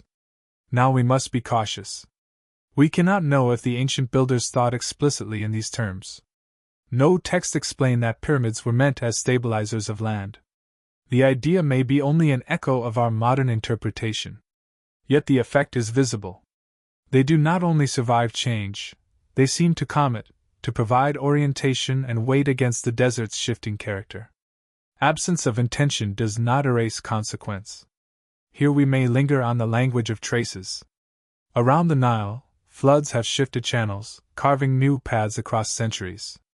Settlements built on lighter ground vanished or were buried. Yet the pyramids, fixed to their bedrock plateaus, remain stable. Archaeological surveys show how layers of sediment around them tell stories of floods and receding waters. Wind has reshaped the land nearby, smoothing surfaces, covering smaller ruins. But the pyramids still rise, their outlines unchanged. Even erosion, which softens their edges, has not broken their form. In this sense, they have become geological markers as much as human works. Now let us imagine, step by step, how such stability might matter after catastrophe. Suppose floods swept across the valley, erasing fields and houses. The pyramids, standing on higher ground, would remain, serving as fixed points for return. Survivors, rebuilding, would orient themselves by their presence. Now imagine centuries of sandstorms. Villages disappear beneath dunes, but the pyramids, too massive to be buried fully, still stand as anchors. When the winds quiet, people return to them as reference, as though to mountains. And now let us take one more step. Suppose the ground itself trembles, cracks forming where softer structures stand. The pyramid, leaning inward with its own weight, holds steady. It may lose a stone here or there, but its balance endures. In each scenario, the stability of form becomes a quiet assurance, not of safety from change but of continuity through it. Before moving further, let us rest on the humility this requires. We cannot say with confidence that the pyramids were meant as anchors of landscape. Perhaps they were only meant as tombs or symbols of power. Yet their endurance suggests an unintended role. They stabilize memory, stabilize orientation, and stabilize the sense that something remains when much else shifts. The desert is restless, the river unreliable, the sky uncertain. But here mass holds. And so we close softly. The pyramids may not have been built as stabilizers, but they act as such. Their presence weighs against the erasure of time, offering stillness in a landscape of movement. Whether by foresight or by accident, they remind us that permanence, though never absolute, can still be approached, stone by stone, weight upon weight, until even the restless earth must flow around it. What if the pyramids, in their sheer endurance, were also intended as signals to the distant future, monuments that would still speak even when languages had dissolved and civilizations had passed. Across human history, most works fade. Wood rots, walls collapse, and words carved into softer stone wear smooth. But the pyramids, heavy and unyielding, remain.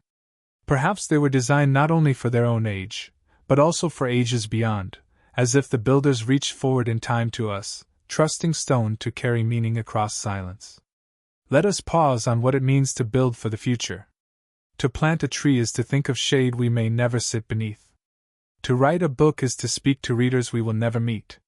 But to raise a pyramid is to stretch this thought across millennia, to imagine not decades or centuries, but thousands of years.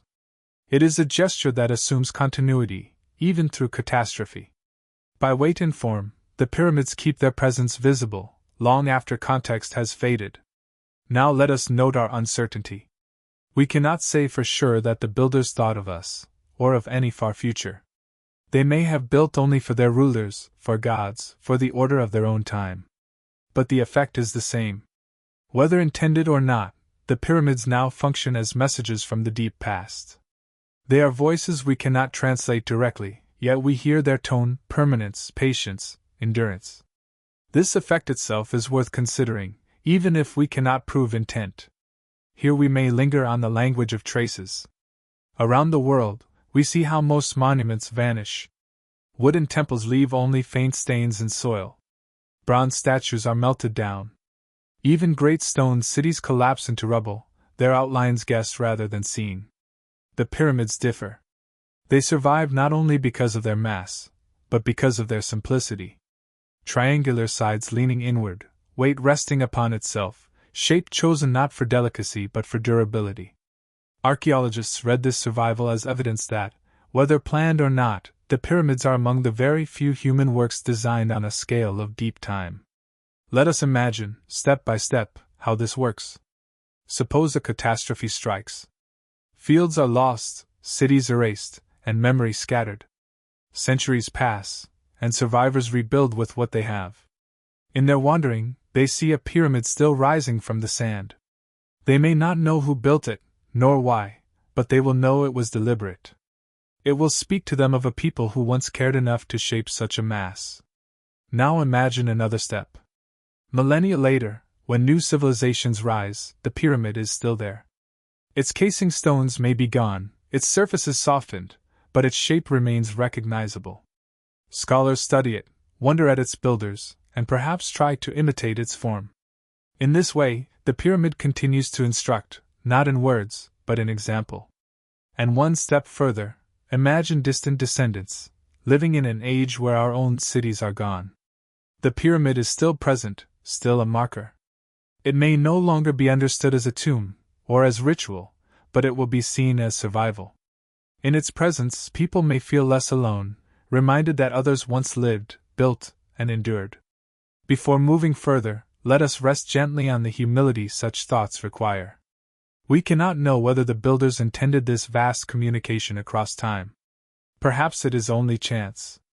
But chance or intention, the pyramids now serve as one of humanity's longest messages, continuing to speak without words, continuing to be read without translation. And so we close softly. The pyramids are not only markers of the past. They are also companions of the future, reminders that some works can carry meaning farther than their makers ever imagined. In their stillness, they whisper that continuity is possible, even when much else fades, and that stone, patiently placed, can become a voice that endures through time itself.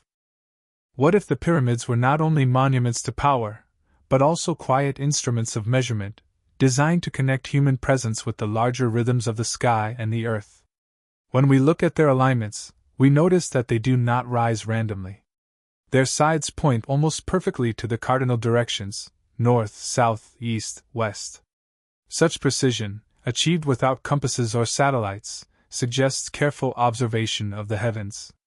Perhaps the builders sought not only to honor rulers, but also to anchor their civilization within the wider order of cosmos and time. Now let us pause on how such alignment is possible. The sun rises and sets in slightly different places over the year. By watching carefully, one can find the midpoint between extremes, which marks true east and west. At night, the slow circling of stars around the pole gives another guide. By marking these patterns patiently, over seasons, the builders could establish orientation with remarkable accuracy. It required no advanced tools, only persistence, memory, and a sky clear enough to be read. In a world without clocks, the sky was the clock; without maps, the sky was the map. The pyramids, aligned to this vast order, became more than tombs, they became part of the measuring system of the earth itself. Yet we must be cautious. We cannot be certain whether such alignments were purely symbolic, practical, or protective. The absence of written records leaves us with possibilities, not certainties. But we can observe the effect. The pyramids are oriented with a precision that still impresses today. Absence of explanation does not diminish the significance of that fact. Now let us linger on the language of traces. Astronomers and archaeologists study the small deviations in alignment, comparing them to shifts in the Earth's axis over millennia. They find that the pyramid's orientation matches what the sky would have looked like around the time of their construction. In this way, the stone itself becomes a record of ancient observation. Like tree rings or ice cores, the orientation of monuments carries data, a frozen trace of how the world once appeared. These are indirect signals, but they connect us with the thoughts and patience of people long gone. Let us now imagine, as a gentle experiment, how such orientation might serve in times of uncertainty. Suppose a catastrophe swept across the land, erasing fields and villages. Survivors, emerging, might find themselves disoriented, not knowing directions or seasons. Yet the pyramids, fixed and aligned, would remain. By their sides, one could rediscover north and south, east and west. Their geometry, linked to the sky, could restore orientation when memory had failed. Now imagine further. Centuries later, when stories were lost, the pyramids would still align with sunrise and sunset. Even without knowledge of their builders, observers could use them as markers, learning again the cycles of the year, the solstices, the equinoxes. The monument would become not only a remnant of the past but also a tool for the future, reteaching rhythms that might otherwise be forgotten. And one more step. Imagine that language itself had shifted so far that inscriptions, even if they had survived, were unreadable. The alignment of stone, however, would remain universally legible. A shadow at noon, a sunrise on the horizon, these require no translation. They are the common language of all who look at the sky. Before moving further, let us pause on the humility this invites. We cannot be sure that the builders imagined all these futures. Perhaps they aligned the pyramids to honor gods, perhaps simply to respect order. Yet by doing so, they created something that endures beyond intent. The alignments remain useful, even when meanings fade. The pyramids thus remind us that human works can carry more than one message, one for their own age, and another, unintended, for ages yet to come. And so we close gently. The pyramids, rising in their silence, are not only heavy monuments.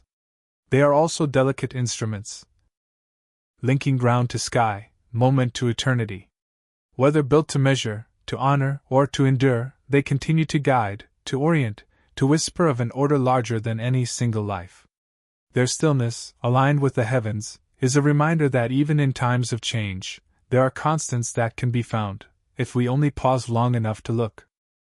What if the pyramids were not only monuments to stability, but also quiet instruments of timekeeping, designed to echo the cycles of sun and shadow, recording in stone what the sky repeated each day and each year? When we stand before them, we notice how light touches their faces differently through the seasons. At dawn, their eastern sides brighten, at dusk, the western ones glow. On certain days, shadows shrink or stretch in ways that suggest more than coincidence. Perhaps the pyramids were shaped not only to endure but to mark time, turning the desert into a vast and silent calendar. Now let us pause on how such a calendar might work. Time, for ancient people, was not measured in hours as we do with clocks, but in the steady rhythms of the natural world. The Nile rose and fell, stars shifted, shadows lengthened and shortened. By watching patiently, one could see patterns that returned year after year. A solstice, the longest day or the longest night, could be tracked by noticing where the sun rose or set on the horizon. equinoxes, when day and night balance, could be traced through shadows. A pyramid, with its precise angles and tall presence, offered surfaces on which these patterns became visible. Shadows falling on its edges could tell not only the time of day, but also the season of the year. Yet we must acknowledge uncertainty. We have no clear inscription that tells us the pyramids were calendars. Archaeologists debate how much of their design was functional in this way, and how much was symbolic. The absence of proof leaves us careful. Still, the geometry is undeniable. The slopes, the alignments, the steady interaction with light suggest that time was part of their dialogue with the world. Absence of evidence does not erase the possibility that cycles of sun and shadow were part of their meaning. Let us linger now on the language of traces. Studies of their orientation show that the Great Pyramid is aligned to true north with remarkable precision. Small deviations suggest it was set by observing stars, which slowly shift as the Earth wobbles on its axis. These deviations themselves become records. They allow modern scholars to estimate when the pyramid was built, based on how the sky looked then. In this way, the pyramid is not only a structure but a frozen observation of the heavens at a particular moment. It carries data, not in numbers written down, but in alignment embodied in stone. Let us imagine, gently, how such timekeeping might work in catastrophe. Suppose a flood swept away villages, erasing markers of the seasons. Survivors, unsure when to plant crops, could watch the shadows of the pyramids, noting where they fell at solstice or equinox. In this way, the pyramid could help restore rhythm to life. Now imagine further. Centuries after memory was broken, people might still find meaning in the steady geometry. They would see how the structure responded to the sun, how its faces glowed differently at different times of year. Even if they had forgotten the builder's intent, they could rediscover the calendar within it, using it again as a guide. One step further, imagine millennia passing, languages lost, stories erased. Yet the pyramid still stands, its alignment unchanged. Anyone patient enough to watch the sun and its shadows would find order in its form. In this way, the monument continues to teach without speaking, transmitting knowledge silently across time. Before we move further, let us pause on humility. We cannot know with certainty whether the builders meant their pyramids to be calendars. Perhaps the patterns we see are only side effects of geometry. Perhaps meaning lies elsewhere. But the fact remains that these patterns are there, visible to anyone willing to observe. Whether intentional or accidental, the pyramids still function as instruments of time. And so we close softly. The pyramids are more than stone and silence. They are also slow clocks, vast and patient, measuring cycles beyond the span of human life. They remind us that time can be carried in form, not just in words or tools. In their quiet way, they continue to mark the rhythm of days and seasons, teaching that even in the midst of uncertainty, the cycles of light and shadow remain steady, waiting to be seen again. What if the pyramids, beyond their role as monuments, also carried within their proportions a quiet language of numbers, a kind of geometry that could survive the loss of speech and text? When we look closely, we notice that their angles, their ratios, their alignments are not random. The slope of the sides, the ratio between base and height, the spacing between structures, all these elements form patterns. Perhaps they were chosen only for stability and beauty. But perhaps, too, they were meant to carry meaning in numbers, a language that time would find harder to erase. Let us pause on what it means to speak in numbers. Words shift with centuries, meanings blur. But numbers, once found in form, remain steady. A circle always holds 360 degrees. A right angle is always 90. Ratios endure across languages, across ages. A pyramid that encodes a proportion carries a message that can be read by anyone, so long as they can measure. In this way, the builders may have woven into stone a way of speaking beyond their own time. Now we must be cautious. Many claims about hidden codes in the pyramids lean towards speculation. Some see patterns where none were intended.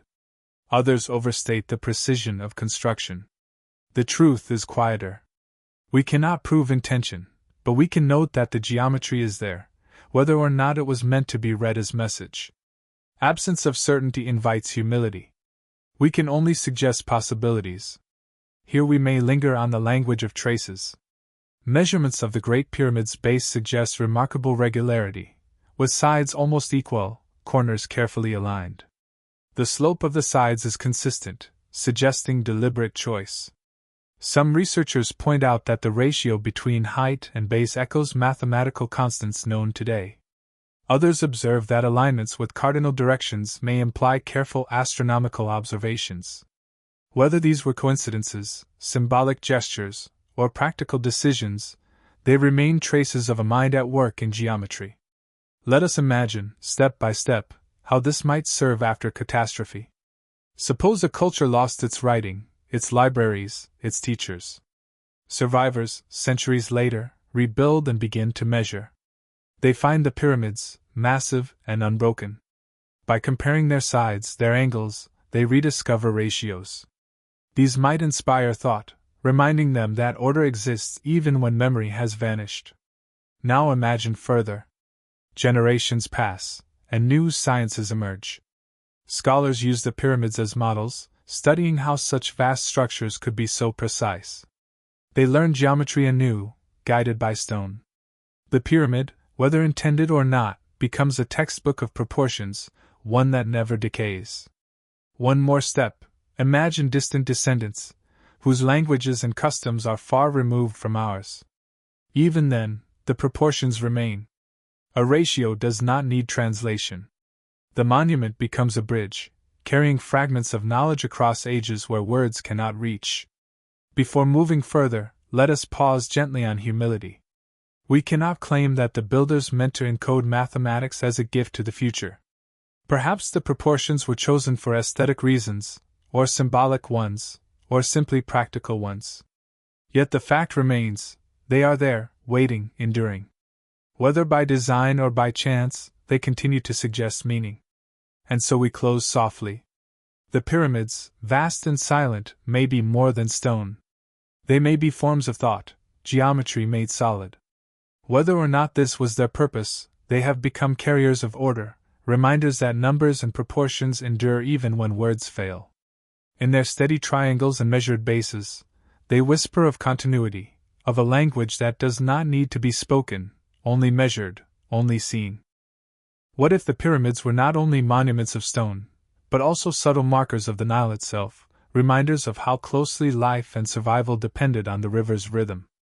When we step back and look at their placement, we notice they rise not in isolation but in relation to water. The Nile, with its annual floods, was the source of fertility, sustenance, and renewal.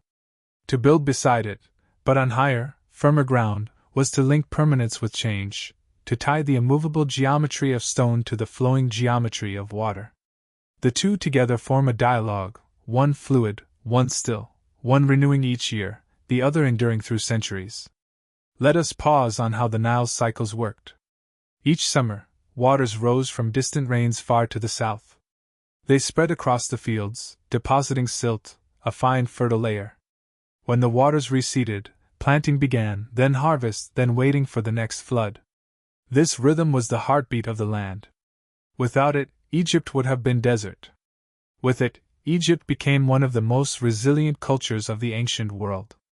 To place the pyramids within sight of the river was not only practical, for transport of stone, for supply of workers, but also symbolic. It tied their permanence to the lifeline of the land. Yet here we must remain cautious. We cannot be certain how deliberately the builders thought of this balance. No texts tell us that pyramids were meant as companions to the river. It may be coincidence, or only practicality. But the effect is there. Stone mountains rise by the flowing water, and together they shape the landscape of continuity. Now let us linger on the language of traces. Sediment layers tell us how the Nile shifted channels over time. Studies of soil near the pyramids reveal how water once came closer than it does today. Traces of ancient harbors, cut near the plateau, suggest that boats carried blocks directly to the base of construction sites. These remnants tell us that water and stone were partners in the making of the pyramids. The Nile was not only a backdrop, but an active participant in their creation and endurance. Let us imagine, step by step, how this connection might matter after catastrophe. Suppose a drought struck, fields cracked, and harvests failed. The pyramids, unmoving, would still stand as reminders that the river's rhythm, though interrupted, could return. They would signal that continuity was possible, that life could reroute when waters rose again. Now imagine a flood greater than any remembered, sweeping across settlements. Villages might vanish, but the pyramids, on their high ground, would remain, offering orientation for return. They would say, without words, here is the place where river and land meet, where renewal can begin once more. And one step further, imagine centuries of change, the Nile shifting its course, leaving old channels dry. Even then, the pyramids would record where the river once flowed, silent markers of memory, helping future generations understand the shifting patterns of their land. Before we move further, let us pause on the humility this invites. We cannot say that the pyramids were intended as records of the Nile. But they have become such. In their placement, in the harbors that once touched them, in the sediments at their feet, they preserve knowledge of how river and stone once worked together. Whether by design or by consequence, they carry memory of water as much as of kings. And so we close softly. The pyramids are not only guardians of the desert. They are also quiet companions of the river, balancing stillness with flow, permanence with renewal. They remind us that survival depends not only on what endures but also on what returns, year after year. In their presence beside the Nile, they whisper of balance, of stone and water, of time that moves and time that stays. What if the pyramids, in their silence and weight, were also meant as a kind of shelter, a refuge against forces larger than human scale, a place where something essential could be kept safe when the outside world turned hostile? They are not hollow like houses, but layered, narrowing as they rise, protecting their deepest spaces under tons of stone. Such design might not only reflect ritual or symbolism, but also an instinct for protection, a way of building a sanctuary that endures even when everything else is stripped away. Let us pause on how such shelter might work. A pyramid, by its form, resists collapse. Unlike walls that fall outward or roofs that cave in, its sides lean inward, pressing weight toward the center. This makes the structure remarkably resistant to damage from above. Stone upon stone absorbs impact, spreads pressure, and shields what lies beneath. For anyone or anything placed inside, this creates a barrier that is both physical and temporal. It keeps out not only intruders, but also time itself, slowing decay. Yet we must remain cautious. We have no certain record that the pyramids were built as survival shelters in the way we might imagine. Most evidence points to ritual, to tombs, to beliefs about the afterlife. But absence of proof does not mean absence of possibility. What survives today suggests at least that their builders knew how to create spaces protected better than any other of their time. In that knowledge, we can glimpse the thought of shelter, whether practical or symbolic. Now let us linger on the language of traces. In chambers deep inside, air is still and dry. Archaeologists working there often note how objects, if left untouched, remain preserved for centuries. Some residues of resin, fragments of wood, or grains of stone dust remain as if suspended in time. The very stability of temperature and moisture inside suggests that the builders knew how to create not only walls, but environments. These are indirect clues, but they speak of a deep sensitivity to how stone, shape, and ceiling work together to protect. Let us imagine, step by step, what such shelter might mean in a time of catastrophe. Suppose a storm raged across the desert, winds carrying sand enough to bury villages. Inside the pyramid, nothing would move. The stones would block the force, the chambers would remain intact. Whatever lay within would be safe. Now imagine further.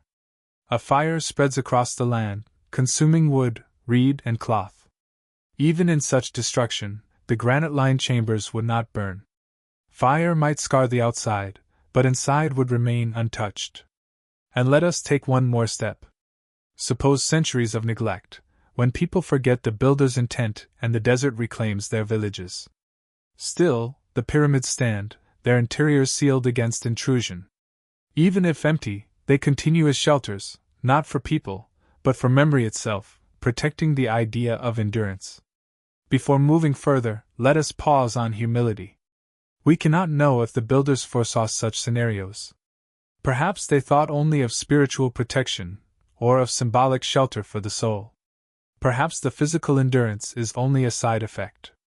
Yet the fact remains, the pyramids work as shelters, regardless of intention. They endure while other structures fade, and in their stillness they protect silence, shape, and possibility. And so we close gently. The pyramids are not only markers of power, but also sanctuaries of time. They hold space against decay, offering protection both real and symbolic. Whether meant for kings, for gods, or for future memory, they remind us that shelter is not only a matter of walls and roofs, but also of form, weight, and patience. In their presence, we feel that protection can be built to last beyond lifetimes, and that even in the face of catastrophe, something can be held safe within the calm of stone.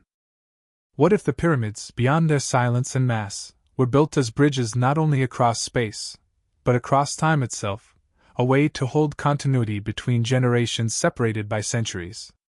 To build on such a scale required more than one lifetime.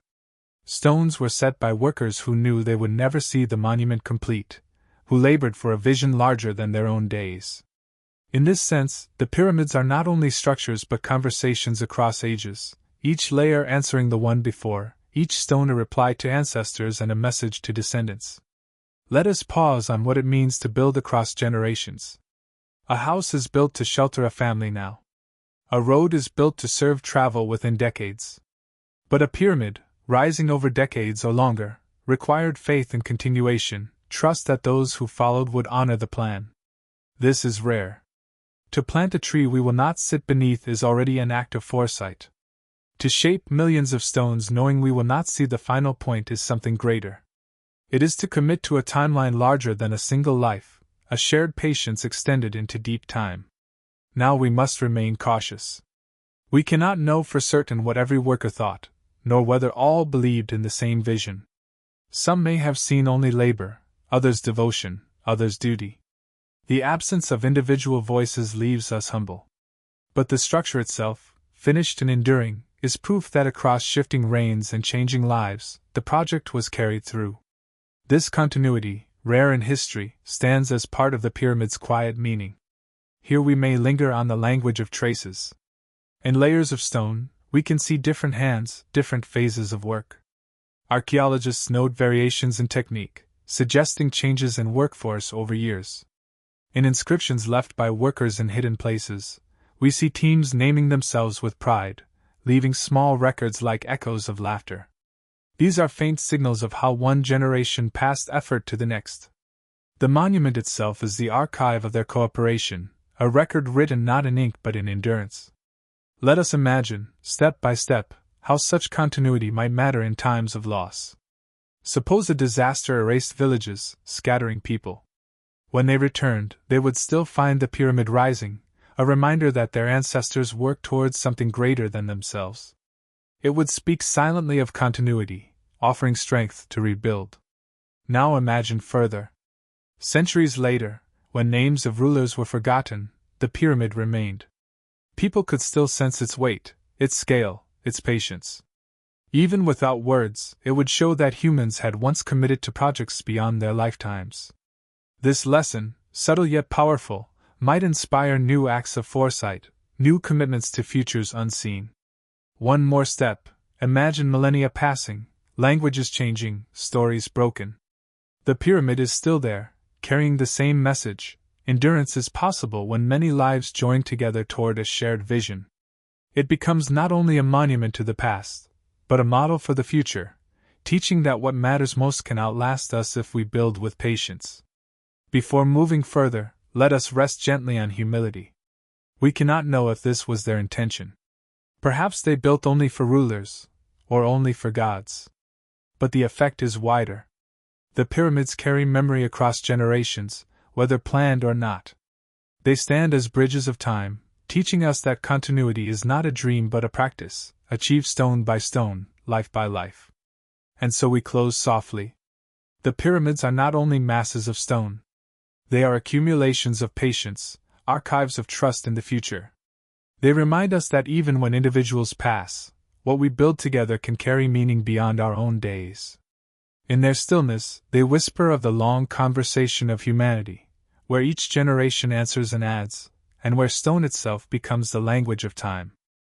What if the pyramids were not only guardians of stone but also quiet mirrors of the land itself, reflecting in their form the mountains, plateaus, and horizons of the desert? When we look at their outlines from a distance, they seem less like isolated structures and more like echoes of the natural landscape, as if human hands extended the geometry already present in earth and sky. This blending of nature and construction may not have been accidental. It may have been a way to root the monument so deeply in its environment that even as the world changed, it remained in harmony with its setting. Let us pause on how such harmony might work. The desert is full of forms shaped by wind and time, dunes leaning at steady slopes, hills eroded into soft triangles, cliffs standing sharp against the horizon. To build a pyramid is to mimic these shapes, but with deliberate order, turning chance into design. It is like finding a melody in the noise of wind and then repeating it with instruments. The result is a structure that feels both natural and human, both eternal and intentional. Now we must be careful. We cannot know if the builders consciously thought of mountains when they shaped their monuments. No surviving texts tell us that they sought to echo dunes or hills. Perhaps they chose the form simply for stability. Yet the resemblance is undeniable, and the effect is that the pyramids blend with their land. Whether or not it was planned, the outcome is a dialogue between natural forms and human geometry, where each strengthens the other's sense of permanence. Here we may linger on the language of traces. Geological surveys show that the Giza Plateau itself rises in a shape not unlike a broad pyramid. The bedrock beneath the Great Pyramid was leveled, but its original slopes still guided the foundation. Wind, carrying sand for centuries, has sculpted surrounding dunes at angles similar to the pyramid's faces. When archaeologists study erosion patterns, they find that natural and human forms erode in parallel ways, as if the pyramid had become part of the desert's own rhythm. These are indirect signals, but they show how environment and monument interlock. Let us imagine, step by step, what this blending might mean in times of upheaval. Suppose a storm carried sand across the plateau, reshaping the surface. Villages might vanish under dunes, but the pyramid, looking like a hill itself, would not seem out of place. It would remain visible, recognized as both landmark and natural companion. Now imagine centuries later, when memories of builders had faded. Travelers crossing the desert might see the pyramids as mountains, assuming they were born of the earth itself. Even stripped of story, they would still speak of permanence through their harmony with nature. One step further, imagine millennia in the future, when erosion has softened edges and buried lower stones. What remains may look even more like hills, blending almost entirely into the land. Yet beneath, the human geometry still holds. In this way, the pyramid becomes both part of the desert and distinct from it, a hybrid of natural and deliberate time. Before moving further, let us rest gently on humility. We cannot claim to know the builder's full intent. Perhaps they saw themselves as imitating the first mound of creation from their myths. Perhaps they sought only stability. Perhaps the resemblance to nature is only coincidence. Yet the outcome is the same. The pyramids speak a language that nature itself continues. They are both human design and natural echo. And so we close softly. The pyramids remind us that survival often lies in harmony, not opposition. By shaping themselves after the land, they endure as part of it. They whisper that the strongest works are those that blend with their surroundings, becoming inseparable from the very world they rise within. In their quiet geometry, they show us how permanence may be found not by resisting nature, but by joining its rhythm, stone leaning with the same patience as dunes and mountains shaped by time. What if the pyramids were not only monuments of stone and silence, but also reservoirs of memory, built to outlast the fragile archives of papyrus and clay? In a world where most records decay quickly, the very idea of preserving knowledge for millennia might require a different medium, one not easily erased by fire, water, or time. The choice of stone, immense and enduring, may have been more than a symbol of power. It may have been an attempt to store thought itself in form, shape, and scale, a library without books, a message written in endurance. Let us pause here and think about how memory can be carried by matter. A scroll, light and delicate, can transmit words but survives only in careful conditions. A building, however, carries knowledge in its very existence, its proportions, its alignments, its resilience. Just as we can read a tree's history in rings of wood, so we can read human history in the forms of monuments. They do not speak in sentences, but in patterns. Their language is slower, heavier, yet capable of lasting far beyond ink.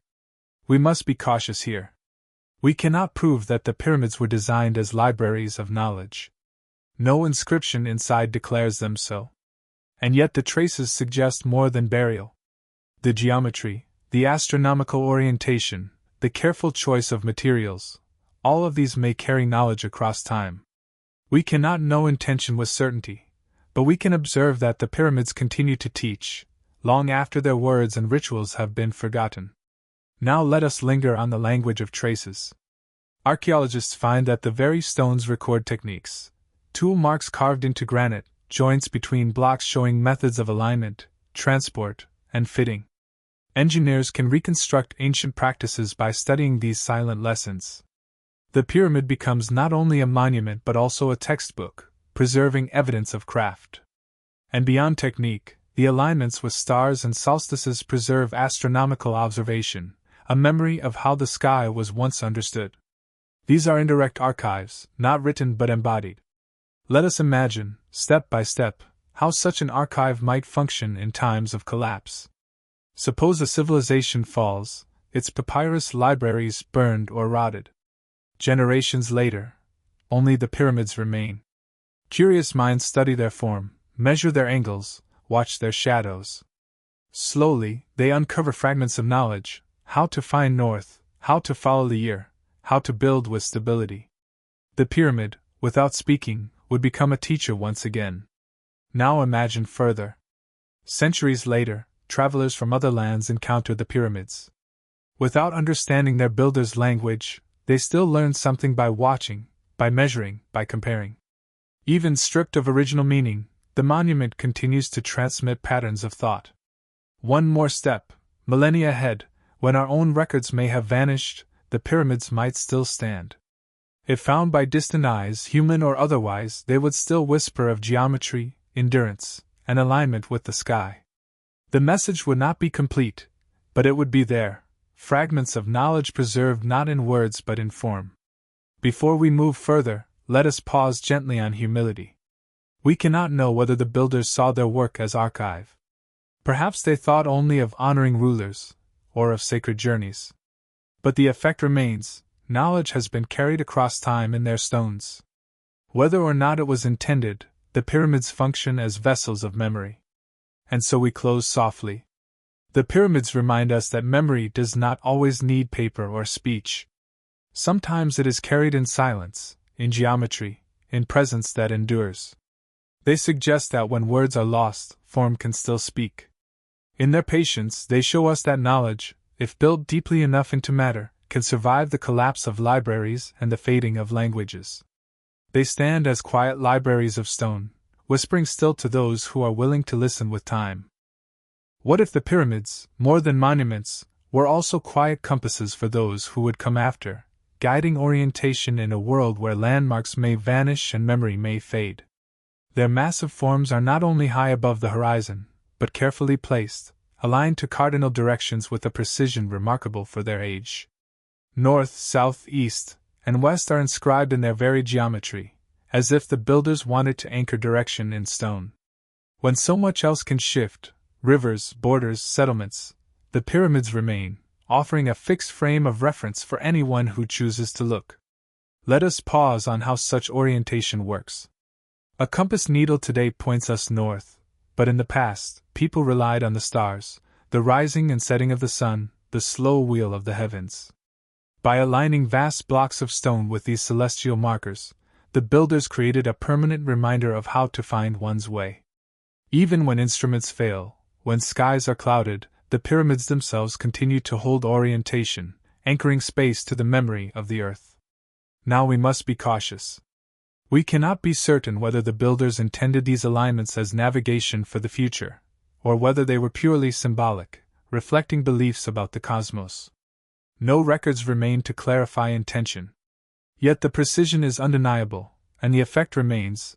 The pyramids stand as monuments to direction, fixed points in both landscape and sky. Here we may linger on the language of traces. Surveys of the Great Pyramid show that its sides deviate from true north by less than a fraction of a degree, an accuracy difficult to achieve even with modern tools. Archaeologists note that this alignment may have been achieved by observing the circumpolar stars, those that circle the north celestial pole without setting. Over centuries, as the Earth's axis shifted, these stars moved, and yet the pyramid holds the orientation from its time of construction. In this way, it preserves not only direction but also a record of the sky as it once was. Let us imagine, step by step, how such orientation might matter after catastrophe. Suppose a community loses its tools, its maps, its written knowledge. The landscape has changed, rivers have moved, villages erased. Yet the pyramids remain, pointing to the four quarters of the earth.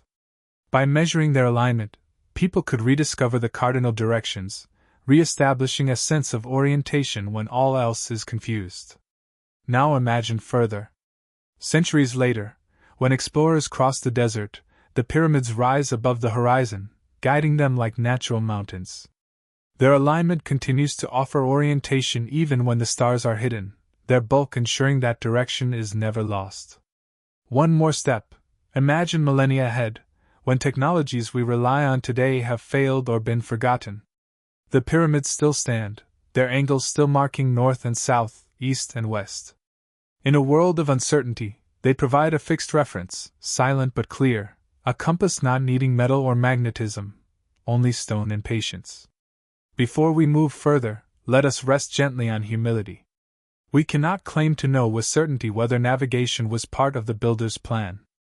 Their intentions may have been ritual, symbolic, or entirely different. But the traces remain, and the effect is real. The pyramids serve as guides, whether or not they were meant to. And so we close softly.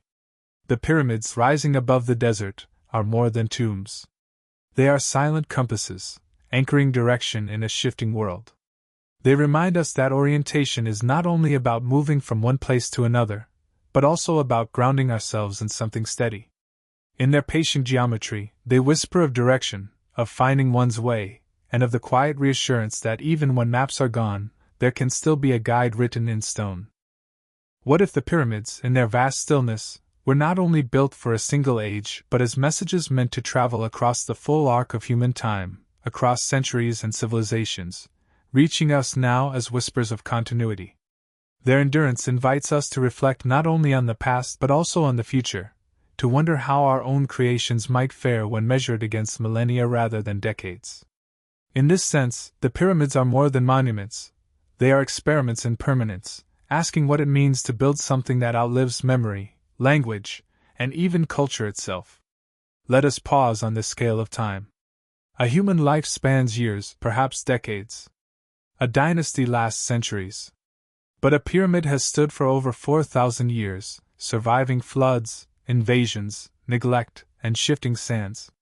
To think in such spans is to move beyond the rhythm of individual lives into the rhythm of stone and desert, where change is slower and endurance is the language. This shift of perspective is perhaps their most profound gift. They remind us that time is not uniform, that some things endure while others vanish, and that what survives may not be what was intended but what was built with patience and mass. Yet we must be cautious. We cannot assume permanence is absolute. Erosion works slowly but steadily, and even stone softens under wind and sand. Earthquakes, floods, and human hands have already taken their toll. The pyramids we see are not exactly the pyramids that once were, their smooth limestone casing long stripped away. And yet, even in their weathered state, they continue to dominate the horizon, their presence a sign that endurance need not be perfect to be meaningful. Here we may linger on the language of traces. Geological surveys show the weathering of blocks, each groove and crack a record of centuries of wind and temperature. Archaeologists map graffiti carved by visitors from Roman, Arabic, and modern times, showing how the pyramids have been encountered and reinterpreted across ages. Satellite images reveal how their orientation still aligns with the landscape and the stars, their geometry persisting even when surfaces erode. These traces, subtle yet constant, remind us that the pyramids are both enduring and changing, both permanent and fragile. Let us imagine, step by step, how such a monument might carry meaning into futures yet unseen. Suppose our own civilizations decline, our libraries lost, our machines silenced.